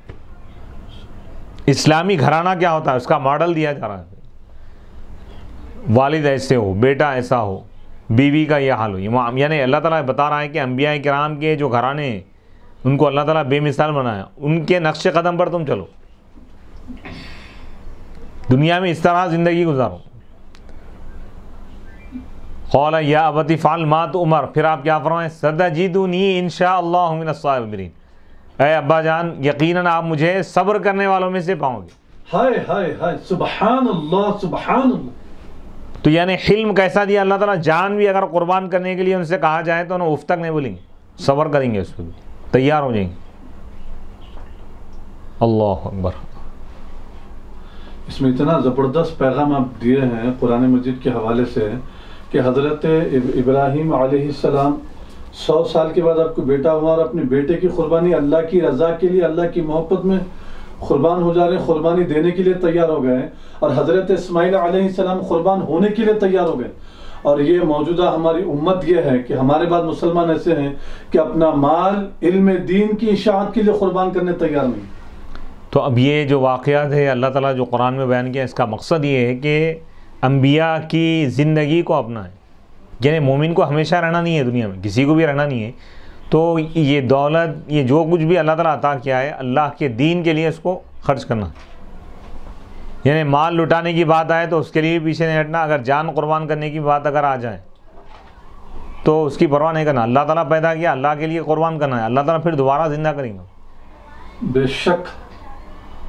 تو یہ انبیاء کرام کی سنتوں کو اللہ تعالیٰ یعنی قیامت تک اللہ تعالیٰ زندہ رکھا. اللہ تعالیٰ قربانی جو دی جاتی ہے, وجہ کیا ہے ابھی پوری دنیا میں کروڑوں بکرے ذبح کیے جا رہے ہیں, کروڑوں لوگ قربانی دے رہے ہیں. کیوں, وجہ کیا ہے بھائی؟ اللہ تعالیٰ کو وہ ادا پسند آ گئی. تو اس کے بعد جو واقعہ پیش آیا, حضرت ابراہیم علیہ السلام حضرت حاجرہ علیہ السلام سے گئے تو وہ بھی تیار ہو گئے. تو اس کے بعد ان کو مینا لے کے گئے. مینا جب لے جا رہے تھے تو ایک مقام پہ گزرے, ایک مقام سے گزرے تو وہاں پہ ایک شیطان آیا اور کہنے لگا کہ اے ابراہیم, یہ خواب کا واقعہ ہے, تم اپنے بیٹے کو کیوں ذبح کر رہے ہو؟ ذبح مت کرو. تو آپ اس کو 7 کنکریاں مارے. فرمائیں کہ یہ شیطان ہے, اللہ کے حکم پر عمل کرنے سے روک رہا ہے. اللہ اکبر. تو بھاگ گئے وہاں سے. پھر آگے بڑھے تو اور ایک شیطان آ گیا اور کہنے لگا کہ آپ اللہ کے اتنے احکام پر عمل کر رہے ہیں, ایک حکم کو اگر چھوڑ دیے تو کیا ہوتا؟ اللہ تعالیٰ معاف کر دینے والا ہے, اللہ غفور الرحیم, آپ ذبح مت کرو. پھر آپ اس کو 7 کنکریاں مارے. پھر اور آگے بڑھے تو اور ایک شیطان آ گیا, وہ بھی بہکانے لگا. تو آپ اس کو بھی 7 کنکریاں مارے. آگے بڑھے. پھر جب قربان کا مینا جب پہنچے اب, تو حضرت اسماعیل علیہ السلام نے کہا کہ آپ اپنے آنکھوں پر پٹی باندھ لو, چھری وغیرہ تیز کر لو اور میرے ہاتھ پیر باندھ دو, بلکہ فرمائیں, کیونکہ آپ ذبح کرتے وقت میرے چہرے پر آپ کی نظر پڑیں گی تو کہیں اولاد کی محبت آپ کو اللہ کے حکم پر عمل کرنے سے نہ روک دے گی. شفقت دیں گے نا بھائی, محبت کہیں حکم الہی کی تعمیل میں رکاوٹ نہ بنے. اس کے بعد آپ یہ بولے کہ میرے ہاتھ پیروں کو باندھو. کہیں آپ ذبح کرتے وقت میں ہاتھ پیر کی جب حرکت کروں گا تو کہیں آپ کی بے ادبی نہ ہو جائے. والد کا بھی ادب احترام کر رہے ہیں, حکم الہی کا بھی احترام. یہ ہے بندگی, یہ اسلام ہے. یہ اسلام کے معنی گردن جھکا دینا. مجھ سے ایک چھوٹا سا سوال بڑا اسی سے متعلق ہے کہ حضرت ابراہیم علیہ السلام اللہ کے حکم پر اللہ کی اطاعت کے لیے اپنے فرزند حضرت اسماعیل علیہ السلام کو اللہ کی راہ میں اللہ کے حکم پر قربان کرنے کے لیے راضی ہو گئے, تیار ہو گئے, اور چنانچہ آپ نے چھری بھی چلا دی. لیکن اللہ تعالیٰ حضرت اسماعیل علیہ السلام کو ہٹا کر وہ جو ہے دمبا اسماعیل علیہ السلام کی جگہ پہ رکھ دیا.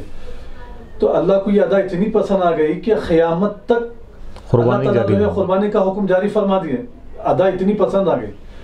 تو کیونکہ انبیاء علیہ السلام کا معاملہ ہے, جب انبیاء کوئی ایسا کام کر جاتے ہیں تو جب اللہ تعالیٰ کو انبیاء کی یہ ادائیں جب پسند آ جاتی ہیں تو اللہ تعالیٰ اس کو نشانیوں کے طور پہ امت کے لیے بھی جو ہے اس پر عمل کرنے کے لیے اللہ تعالیٰ حکم دے دیتے ہیں, اور وہ بسا اوقات بعض عمل جو ہے واجب بھی ہو جاتے ہیں, فرض بھی ہو جاتے ہیں. تو اب میرا سوال یہ ہے کہ اللہ و رسول کی اطاعت میں اگر امت جب کوئی ایسا عمل کرتی ہے جہاں پر جیسا کہ بھائی بہنوں میں کوئی غریب ہے, کوئی یتیم ہے, کوئی یسیر ہے, کوئی مسکین ہے, کوئی محتاج ہے, جب ان کی مدد کرنے کی باری آ جائے تو اللہ کی رضا کے لیے دل نہ چاہتے ہوئے بھی, دل تو نہیں چاہ رہا کہ میں پیسے خرچ کروں, بھائی کی مدد کروں, بہن کی مدد کروں, جو بھی بھائی بہن میں غریب ہیں, تو دل نہ چاہتے ہوئے بھی اللہ کی رضا کے لیے میں اپنے مال کی قربانی دے رہا ہوں, میرے بھائی بہنوں میں جو غریب ہیں ان کی مدد کر رہا ہوں, پڑوسیوں کے رشتہ داروں کی مدد کر رہا ہوں, علم دین کی نشر و اشاعت میں جو ہے خرچ کر رہا ہوں, تعاون کر رہا ہوں, تو اس کے بدلے میں پھر عام جو بندے ہیں اللہ کے ان کو کیا جو ہے اس کی جزا ملے گی, ثواب ملے گا دنیاوی اعتبار سے. آخرت میں تو اجر ہے ہی, آخرت میں تو اجر محفوظ ہیں, لیکن دنیاوی اعتبار سے اس سے کیا برکات اور ثمر. یعنی جس بندے کا اخلاص جتنا زیادہ مضبوط اور بڑا یعنی اعلیٰ درجے کا ہوگا, اللہ تعالیٰ اس کی ادا کو اتنا ہی باقی رکھے.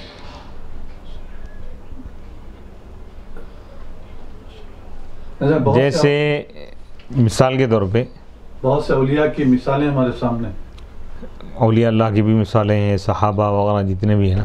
اب جیسے صحابہ کی جب بات آ گئی, خلیفہ دوم حضرت سیدنا عمر بن خطاب رضی اللہ تعالیٰ عنہ تراویح کی جماعت شروع فرمائے. الحمدللہ 1400 سال تک چل رہی ہے. خلیفہ سوم حضرت سیدنا عثمان غنی رضی اللہ تعالیٰ عنہ اذان ثانی شروع کریں. حضور کے دور میں نہیں تھی. عام عوام کے لیے وضاحت فرمائیے اذان ثانی. اذان ثانی یعنی حضور کے دور میں اذان کے ساتھ ہی خطبہ شروع ہو جاتا. جو پہلی جو اذان ہوتی تھی خطیب کے سامنے دی جاتی تھی. تو آپ کیا کیے، پہلی اذان باہر دینے لگا، دوسری اذان خطیب کے سامنے لوگ جمع ہونے کے بعد. تو ایک اذان کا آپ اضافہ کریں. وہ ادا بھی الحمدللہ اللہ کو پسند آ گئی، اللہ تعالیٰ جاری و ساری فرما دی. اسی طرح اولیاء اللہ کی جو سنتیں ہیں، ان کے جو طریقے ہیں، جو بھی بندہ اللہ کی رضا کے لیے اخلاص کے ساتھ بند کمرے میں بھی کوئی نیک کام کرتا ہے، عبادت کرتا ہے، تو اللہ تعالیٰ اس کو مشہور کر دیتا ہے. اسی طرح پیران پیر کے جو 11ویں شریف ہم جو دیکھتے ہیں بھائی، سینکڑوں صدیاں گزر چکی ہیں، کئی صدیاں گزر گئے، لیکن آج بھی 11ویں شریف کرتے لوگ. کیوں؟ آپ اللہ کی رضا کے لیے اخلاص، اللہ کی محبت میں غریبوں کو کھانا کھلانے کے لیے آپ نے ایک دن ایک تاریخ مقرر فرمائی، وہ ادا اللہ کو پسند آ گئی. تو اللہ تعالیٰ کو جب کوئی ادا پسند آ جاتی ہے تو اللہ تعالیٰ اس کو جاری و ساری رکھتا ہے. جیسے نمازوں کے مسئلے میں بھی اگر ہم دیکھیں، سبحان اللہ، فجر کی نماز حضرت آدم علیہ السلام کی ادا ہے. جنت میں دن وغیرہ نہیں تھا نا وہاں پہ، یا آپ دن کا اجالا دیکھیں، رات ختم ہو گئی، دن کا اجالا جب دیکھیں تو اللہ کا شکر ادا کرتے ہوئے فجر پڑھے، تو اللہ تعالیٰ فجر کی نماز کو فرض کر دی. ظہر کی نماز بھی کسی نبی کی ادا ہے، عصر کی نماز بھی، اور مغرب کی نماز حضرت ایوب علیہ السلام کی ادا ہے. جب طویل بیماری سے آپ جب شفا یاب ہوئے تو آپ غسل فرمائے، غسل کر کے جب نماز ادا کی ہے، 4 رکعت کی نیت سے کھڑے ہو گئے، آپ شکرانہ ہو گئے، لیکن 3 رکعت میں ہی بیٹھ گئے. اتنے آپ یعنی نقاہت تھی، کمزوری تھی، بخار یعنی بیماری کی وجہ سے کہ آپ 4تھی رکعت میں ٹھہر نہیں سکے. 3تھی رکعت میں آپ سلام پھیرے. 3 رکعت کو اللہ فرض کر دیا. ہائے ہائے ہائے، سبحان اللہ سبحان اللہ. عشاء کی نماز ہمارے آقا کی سنت ہے، دوسری امتوں میں عشاء کی نماز نہیں تھی. سبحان اللہ سبحان اللہ. اسی طرح شریعت محمدی حضور علیہ الصلوۃ والسلام کی اداؤں کا نام ہے، قیامت تک باقی رہیں گے. اسی طرح حضور کی اداؤں سے اللہ تعالیٰ کو اتنی محبت ہے کہ حضور کی ہر ادا کو اللہ قیامت تک باقی رکھے. وہ کیسے؟ مختلف حضور کی ادائیں، کبھی ہاتھ اٹھا کے آپ ہر رکعت میں آپ رفع یدین کریں. ایک روایت میں یہ ہے کہ کبھی آپ رفع یدین نہیں فرمائیں. مختلف جو ادا ہیں، چاروں ائمہ کو اللہ تعالیٰ پیدا فرمائے، چاروں مسالک کو اللہ پیدا فرمایا، سبحان ان کے ماننے والے، تاکہ حضور کی کوئی ادا چھوٹنے نہ پائے. حضور کی پیغمبرانہ زندگی بھی محفوظ ہے، جسمانی زندگی بھی محفوظ. بے شک 1,24,000 انبیاء، حضرت آدم سے لے کر حضرت عیسیٰ تک جتنے انبیاء آئے ان کی جسمانی زندگی محفوظ ہے، پیغمبرانہ زندگی نہیں ہے.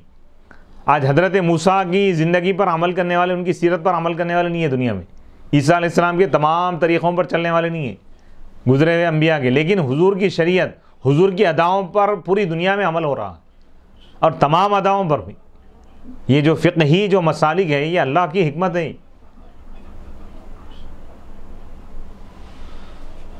تاکہ حضور کے تمام طریقوں پر عمل ہوتا رہے، تمام سنتیں زندہ رہیں. تو اب یہاں پر حضرت اسماعیل علیہ السلام کی اسی واقعے کی طرف اشارہ ہے.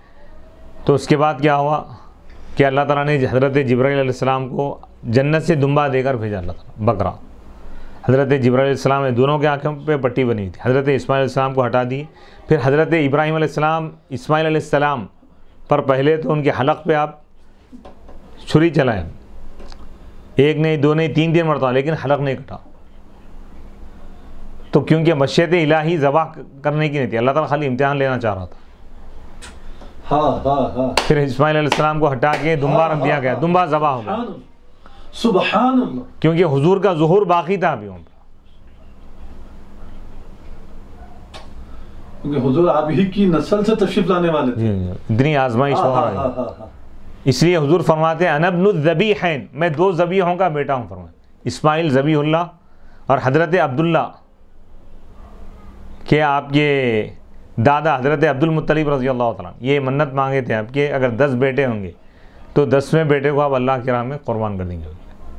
تو 10ویں بیٹے حضرت عبداللہ تھے، اور وہ حضرت عبد المطلب رضی اللہ تعالیٰ کو سب سے زیادہ عزیز تھے. تو آپ سوچیں کہ اب کیا کرنا چاہیے.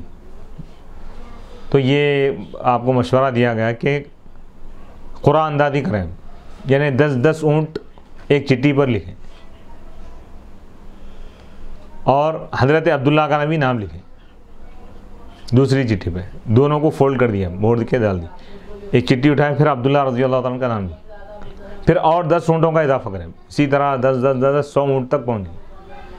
تو یعنی 10ویں مرتبہ جب آپ چٹھی اٹھائیں تو اونٹ کا نام نکلا اس میں، اونٹ قرآن میں، تو آپ 100 اونٹ ذبح کریں.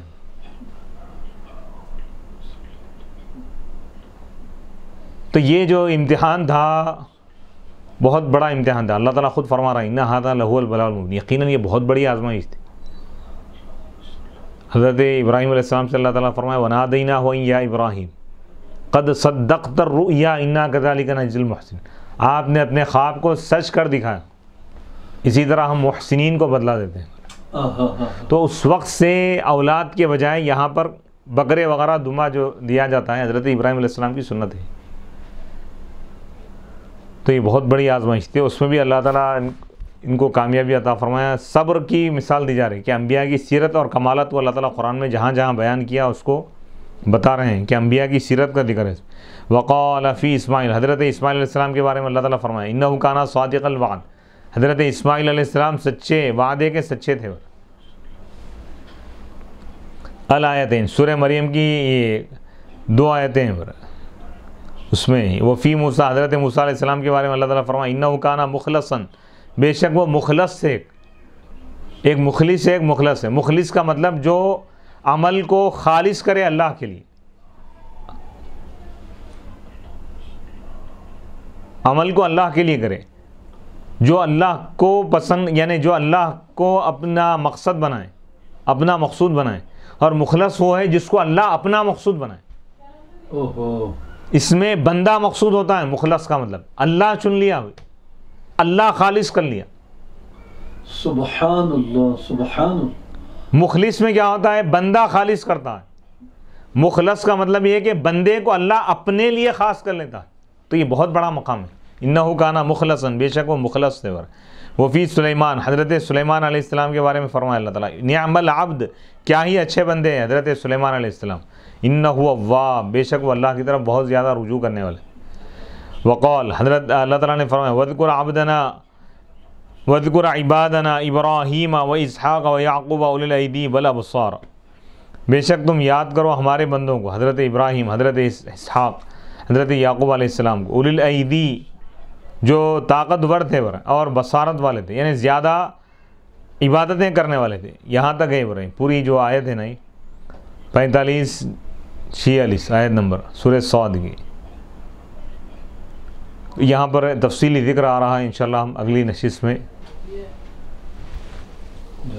اور اس کو ہم تفصیل کے ساتھ انشاءاللہ بھی بیان کریں کہ ان آیتوں میں اللہ تعالیٰ انبیاء کے اوصاف کو بیان کیا. وَاذْكُرْ عِبَادَنَا إِبْرَاهِيمَ وَإِسْحَاقَ وَيَعْقُوبَ أُولِي الْأَيْدِي وَالْأَبْصَارِ إِنَّا أَخْلَصْنَاهُمْ بِخَالِصَةٍ ذِكْرَ الدَّارِ، ہم نے ان کو خاص کر لیا ہے خالص چیز کے ساتھ. ذکر الدار، جو آخرت کا جو تذکرہ ہے، آخرت کی یاد کے لیے ہم نے ان کو خاص کیا.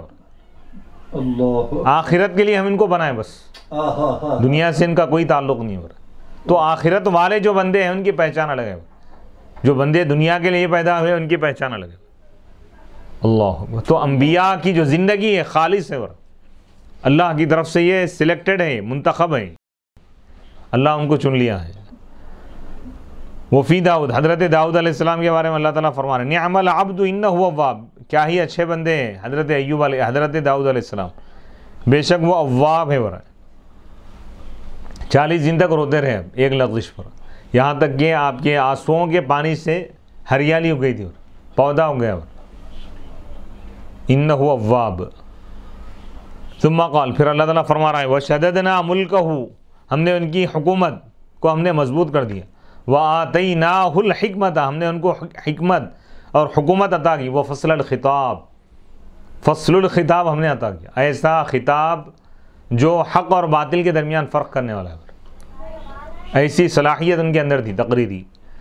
وقال عن یوسف، اللہ تعالیٰ حضرت یوسف علیہ السلام کے بارے میں فرمایا اجعلنی علی خزائن الارض، حضرت یوسف علیہ السلام نے عزیز مصر سے فرمایا تھا کہ تم مجھ کو زمین کے خزانوں پر مقرر کر دو، نگرانگار بنا دو، یعنی خازن بنا دو.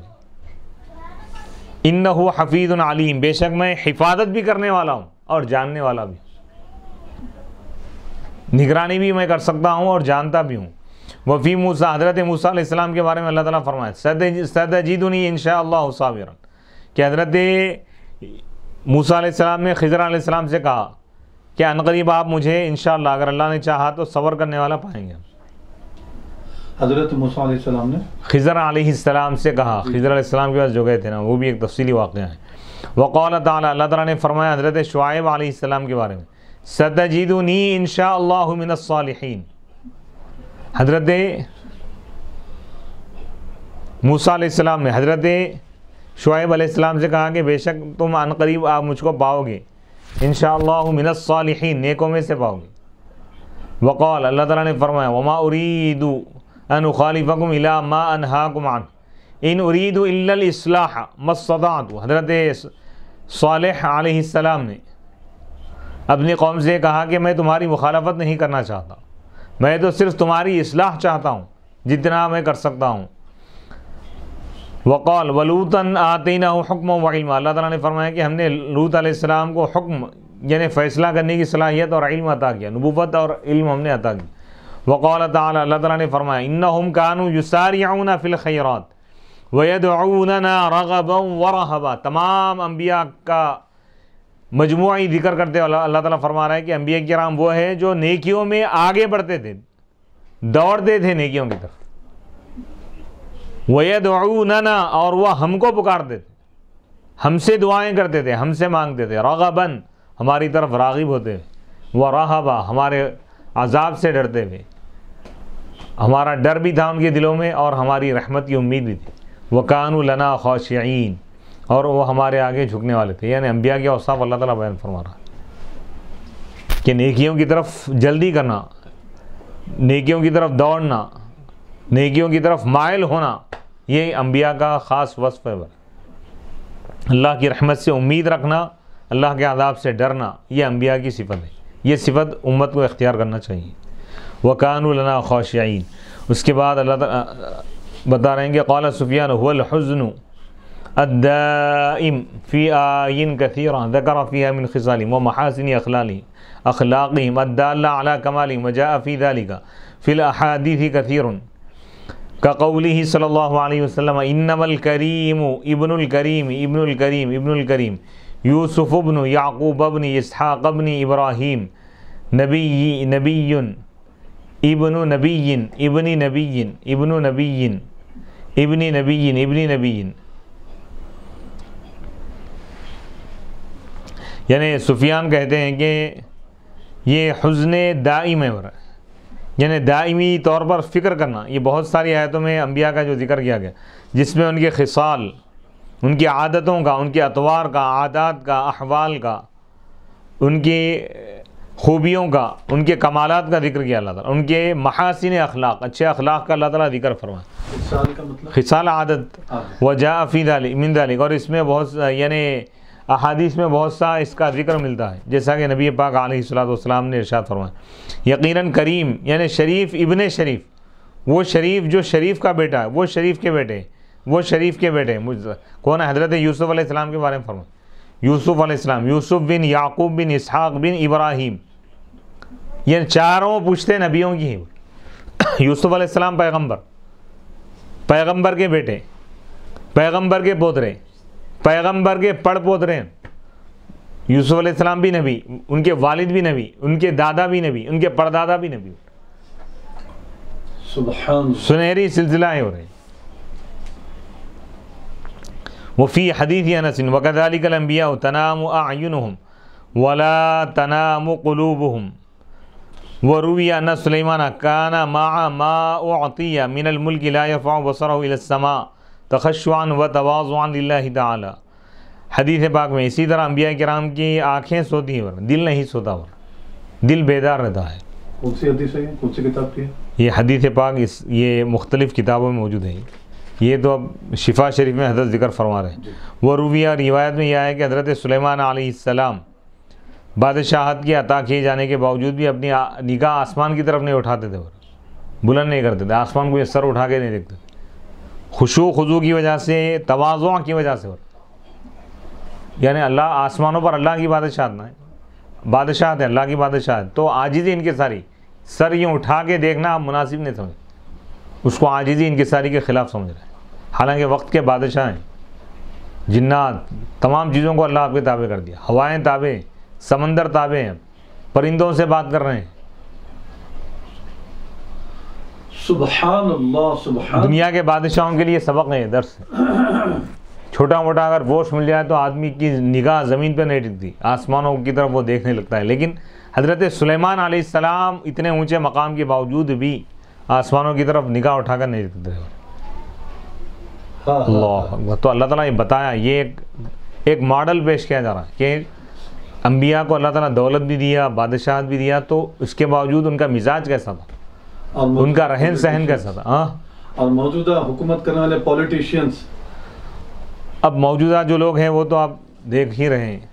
تو لہذا یعنی دولت کی وجہ سے یا کسی اور چیز کی وجہ سے بھی انسان دنیا کی طرف مائل نہیں ہونا چاہیے، بلکہ اللہ کی ذات پر اس کی نظر ہونی چاہیے کہ دینے والا اللہ تعالیٰ ہے. یہ سب اللہ کی عطا ہے، اس کو سمجھنا چاہیے. وَكَانَ يُطْعِمُ النَّاسَ لَذَائِذَ الْأَطْعِمَةِ وَيَأْكُلُ خُبْزَ الشَّعِيرِ. حضرت سلیمان علیہ السلام لوگوں کو مزیدار یعنی لذیذ ٹیسٹی کھانے کھلاتے تھے، اور خود جو کی روٹی کھاتے تھے. اللہ اکبر. جو کی روٹی سخت ہوتی ہے. اوہو. وَأُوحِيَ إِلَيْهِ يَا رَأْسَ الْعَابِدِينَ وَابْنَ مَحَجَّةِ الزَّاهِدِينَ وَكَانَتِ الْعَجُوزُ تَعْتَرِضُهُ وَهُوَ عَلَى الرِّيحِ فِي جُنُودِهِ فَيَأْمُرُ الرِّيحَ فَتَقِفُ فَيَنْظُرُ فِي حَاجَتِهَا وَيَمْضِي. حضرت سلیمان علیہ السلام کی طرف وحی کی گئی، یہ الفاظ کے ساتھ بول رہا ہے، یا رأس العابدین، اے عبادت گزاروں کے سردار، وابن محجت الزاہدین، اے زاہدوں کے کے دلیل، زاہدوں کے راستے کے مسافر ہو رہے ہیں،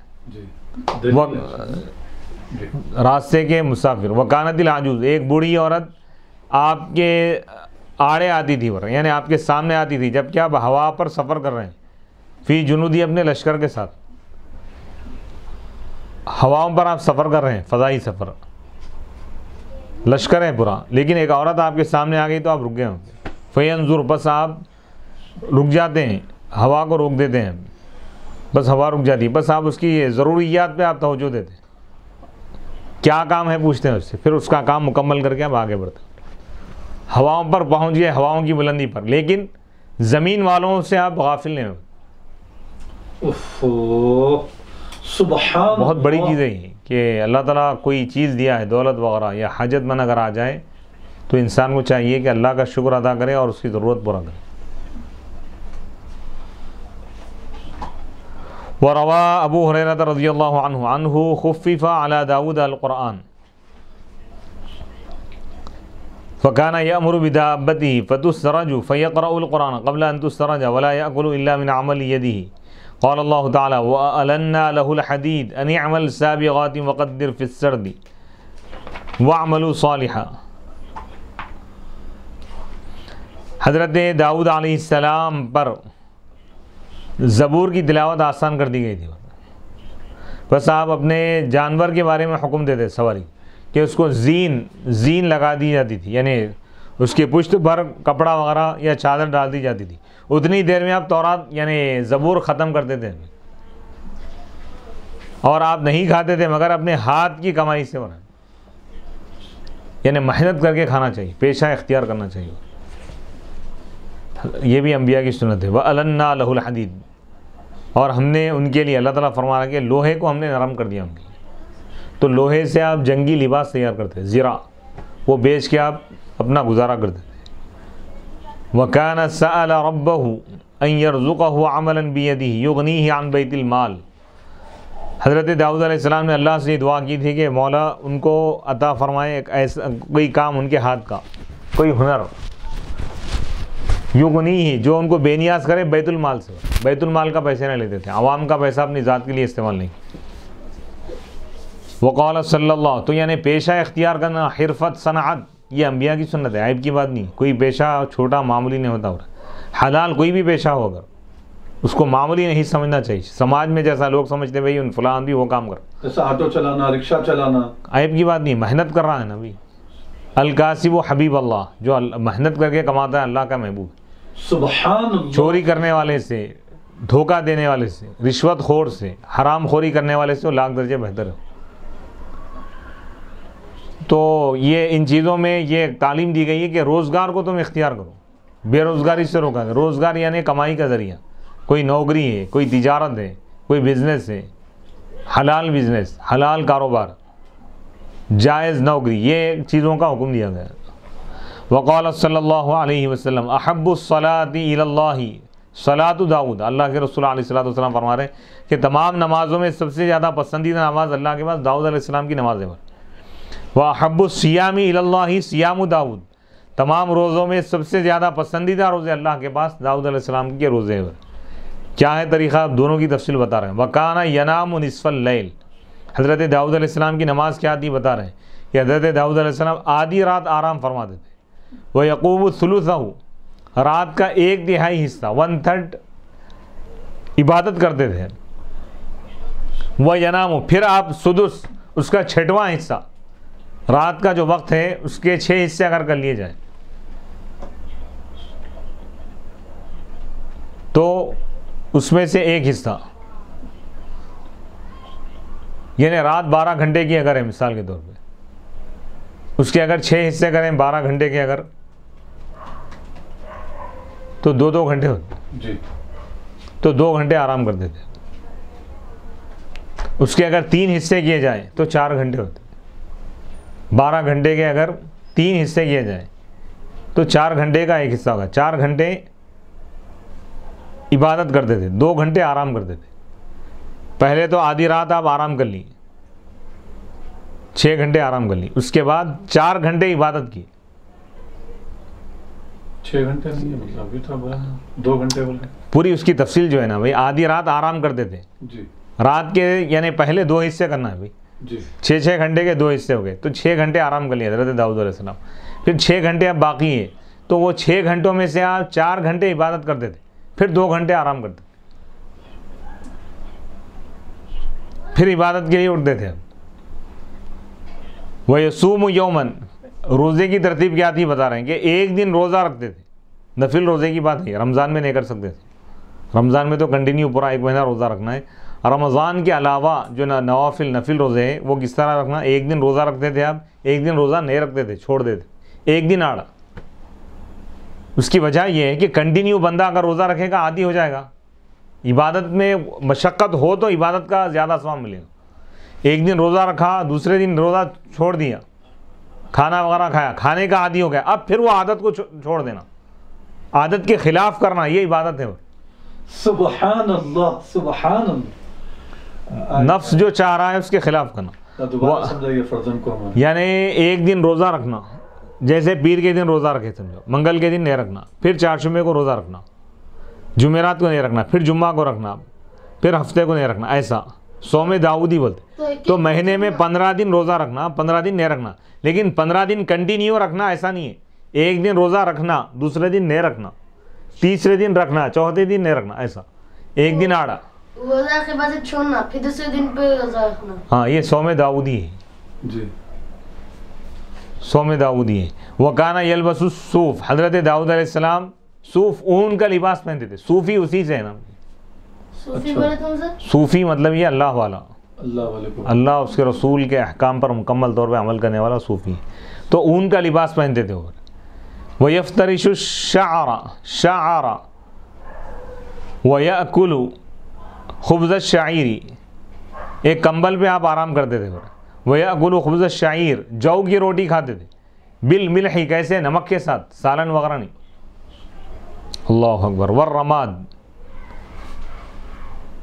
وَيَمْزِجُ شَرَابَهُ بِالدُّمُوعِ. اپنے پانی کو ملاتے تھے آپ آنسوؤں کے ساتھ. بول رہے ہیں پانی بھی پی رہے ہیں تو اتنا روتے تھے آپ کہ وہ آنسو پانی میں گرتے تھے، وہی پیتے تھے. اللہ اکبر. خوف الہی، خشیت کا یہ عالم تھا. اللہ سے ڈر، اللہ کا خوف.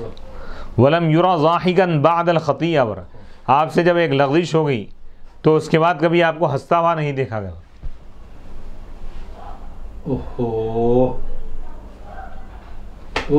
ولا شاخصا ببصره الى السماء، آسمان کی طرف نگاہ بھی اٹھا کر نہیں دیکھتے تھے. حیاء من ربہ عز وجل، اللہ سے حیا کرتے ہوئے. صرف ایک لغزش کی وجہ سے. ولم یزل باقیا حیاتہ کلہا، وہ اس ایک لغزش کے بعد آپ زندگی بھر روتے رہے ہمیشہ.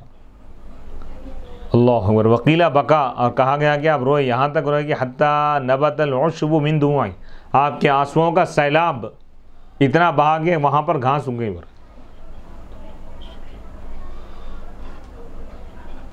اللہ اکبر. حتی اتخذت الدموع فی خدہ اخدودا، یہاں تک کہ وہ ان آنسوؤں نے آپ کے رخسار میں گڑھا بنا دیا. اور اللہ اکبر. یعنی انبیاء کے آنسوؤں میں حیات بھی ہوتی ہے، حیات بھی ہوتی ہے. بے شک بے شک. اللہ یہ سب یعنی امتیوں کی تعلیم کے لیے. انبیاء کرام تو معصوم ہے، لیکن ایک لغزش پہ جب وہ اتنا رو رہے ہیں تو عوام الناس کو اپنے گناہوں پر کتنا زیادہ نہیں رونا چاہیے. بہت زیادہ رونا چاہیے لوگوں کو، توبہ کرنا چاہیے. انبیاء کرام تو معصوم ہیں، ان سے کوئی خطا نہیں ہوئی، وہ گناہوں سے پاک ہیں، گناہ صغیرہ اور کبیرہ سے بھی. لیکن ان کے مقام اور مرتبے کے لحاظ سے کوئی افضل کام اگر ان سے چھوٹ جائے تو وہ اس کو بہت یعنی اس پر بہت زیادہ آنسو بہا دیتے. سب لفظ بولے تو لغزش کا مطلب یہ ہے کہ بھئی ان کے مرتبے کے اعتبار سے جو کام ہے نا، ایک اعلیٰ کام ہوتا ہے، ایک بہتر، زیادہ بہتر اور ایک بہتر ہے. زیادہ جو بہتر ہے نا وہ کام اگر چھوٹ جائے تو اس کو لغزش بولتے ہیں. جیسے مثال کے طور پر انبیاء کرام نوافل بھی نہیں چھوڑتے. نفل نماز اگر کوئی چھوٹ گئی تو اس کو بھی وہ لوگ کیا سمجھتے ہیں؟ لغزش سمجھتے ہیں. حالانکہ وہ گناہ نہیں ہے، نفل ہے بھائی. اللہ اکبر. جیسے ایک دن کی روزی یا ایک مہینے کی روزی انسان اپنے گھر میں رکھ سکتا ہو، اناج وغیرہ. لیکن انبیاء کے مرتبے کے حساب سے ایک ٹائم سے دوسرے ٹائم کا بھی رکھے تو وہ لوگ اس کو لغزش سمجھتے. لوگ ان کے مقام کے اعتبار سے بھائی کوئی چیز وہ لوگ اپنے پاس نہیں رکھتے. تو ان کے درجات جو ہے نا وہ الگ ہے. وہ ان کے درجات کے اعتبار سے حسنات الابراری سیئات المقربین، نیکوں کی نیکیاں مقربین کے گناہ ہیں. اعلیٰ مقام پہ جب جاتے نا وہ لوگ تو وہ چیز بھی ان کو کم نظر آتی کہ بھائی یہ نہیں، ایسا کرنا تھا ہم کو. اللہ اکبر اللہ اکبر. جیسے کہ کسی بزرگ کا واقعہ ہے کہ بغداد کے بہت بڑے ولی تھے، وہ اچانک، اور وہ بہت بڑے تاجریہ تھے، مختلف واقعات تھے کہ ان کے ایریے میں، ان کے محلے میں آگ لگ گئی تھی تو پورے گھروں کو جلا دیا. بعد میں حضرت کو یہ معلوم ہوا کہ آپ کا گھر محفوظ ہے. تو اس ولی نے کہا کہ الحمدللہ بولے. الحمدللہ بولنا تو ان کے اعتبار سے صحیح تھا کہ بھئی ان کا گھر سلامت ہے، وہاں پہ آگ نہیں لگی. لیکن وہ ولی یہ کہتے ہیں کہ میں زندگی بھر اس پر افسوس کرتا رہا کہ تمام لوگوں کے گھر جل گئے. مجھ کو اس وقت یہ الفاظ نہیں کہنا چاہیے تھا، لوگوں کا غم منانا چاہیے تھا. میں انا للہ و انا الیہ راجعون کہنا تھا. ان کے مقام کے اعتبار سے بتا رہے ہیں.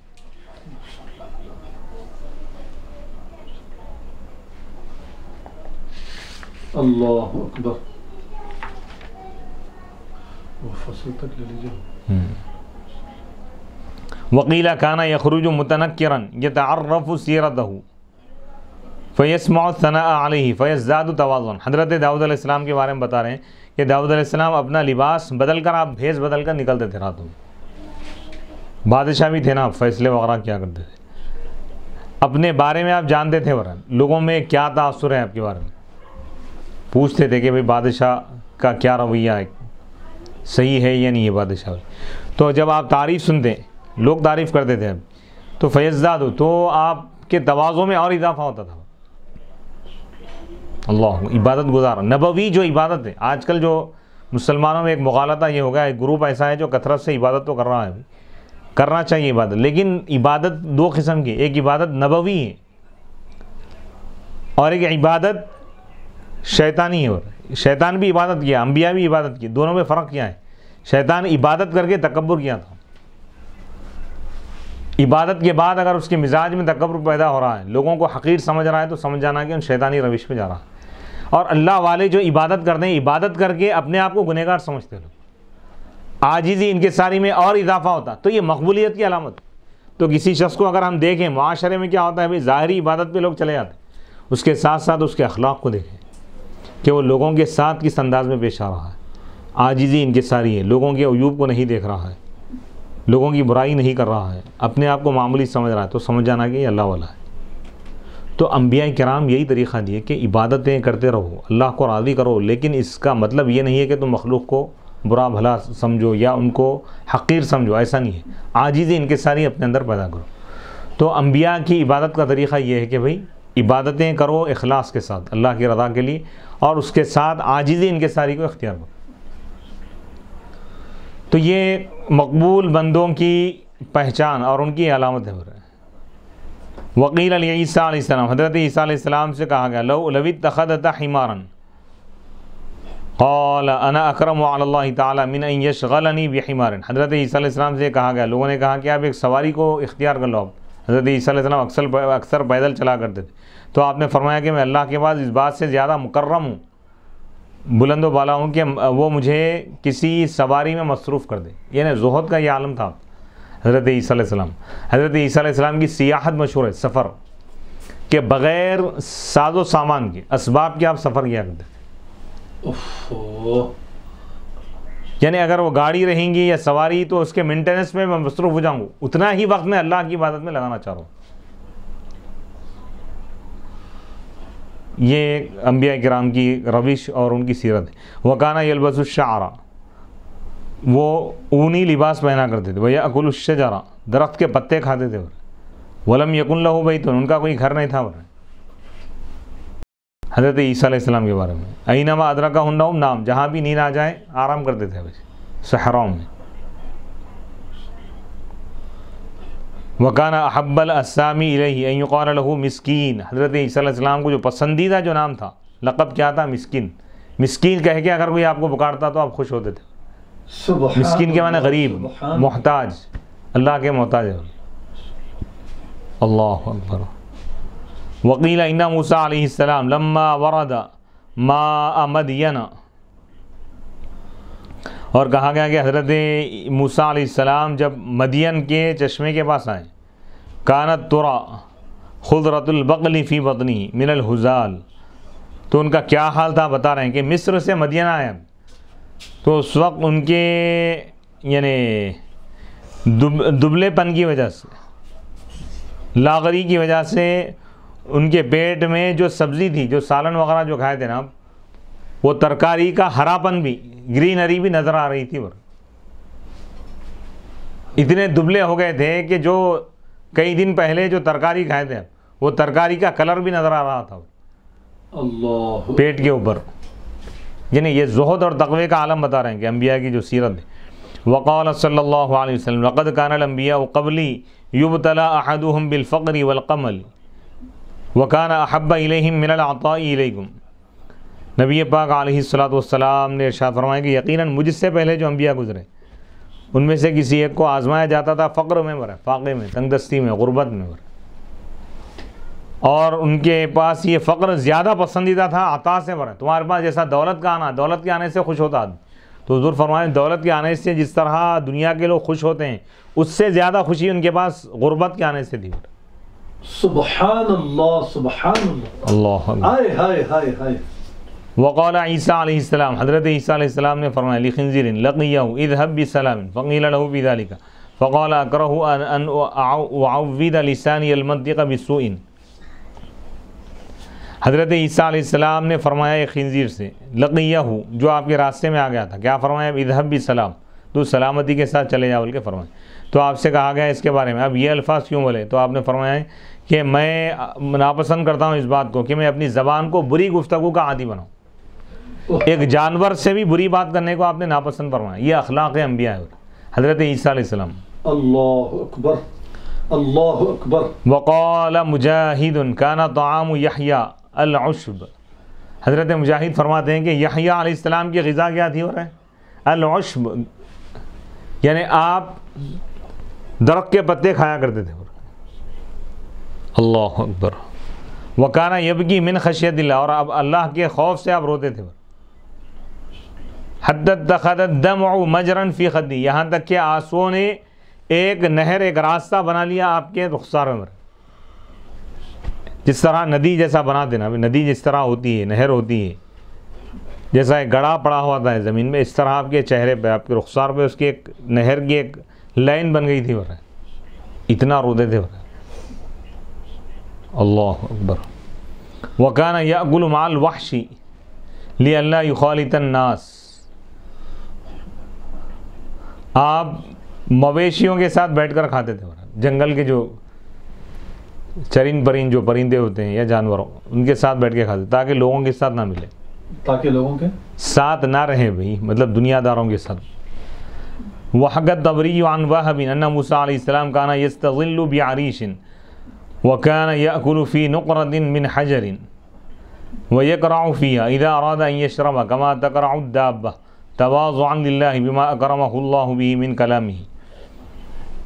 حضرت وہب سے روایت ہے کہ موسیٰ علیہ السلام ایک سائبان کا آپ سایہ لیتے تھے. گھروں میں ایسا آرام نہیں کرتے تھے, عالیشان محلات, ایک سائبان کے سائے میں آپ رہتے تھے. سائبان یعنی چھپر کے جیسا سائے دار جو چیز ہوتی نا بھائی, جی جی, اس کو بولتے. وکانا یاکل, اور آپ کھاتے تھے پتھر کے برتن میں بھرے. وَيَقْرَعُ فِيهَا, اور اسی پتھر کے کھٹورے میں آپ پانی پیتے تھے جب پانی پینے کا ارادہ کرتے.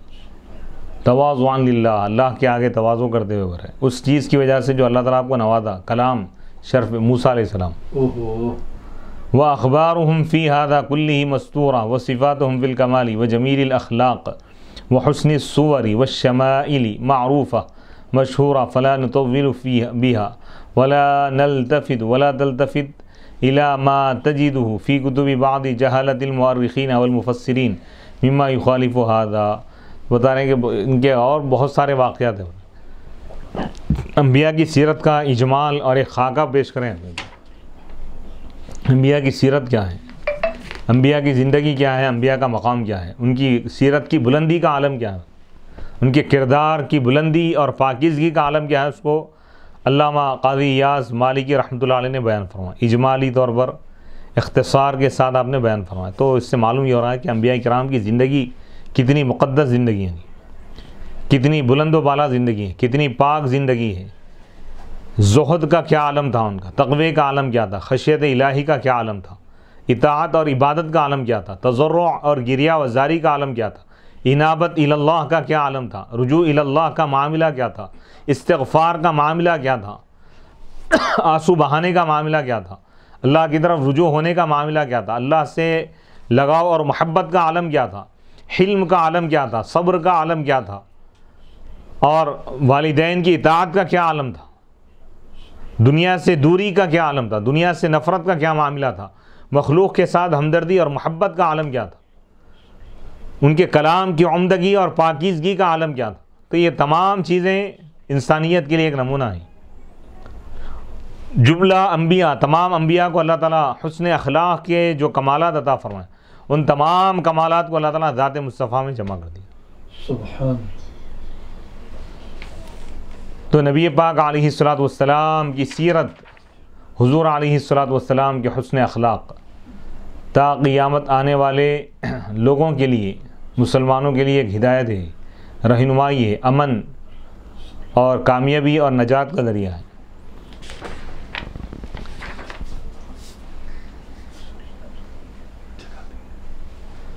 تو اب انشاءاللہ ہم آئندہ جو نشست ہے اس میں اور بھی محاسن اخلاق, نیا جو عنوان شروع ہو رہا ہے نا انشاءاللہ, اسی کے متعلق ہے. یہ سیرت کے مختلف پہلوؤں کو بیان کیا جا رہا ہے, مختلف کمالات کا ذکر ہو رہا ہے نبی پاک علیہ الصلوۃ والسلام کے, یعنی شمائل کا ذکر ہے اس میں. انشاءاللہ اگلی نشست میں ہم اس کو بیان کریں گے. وصلی اللہ تعالی علی خیر خلقہ سیدنا محمد و آلہ و اصحابہ اجمعین والحمد للہ رب العالمین.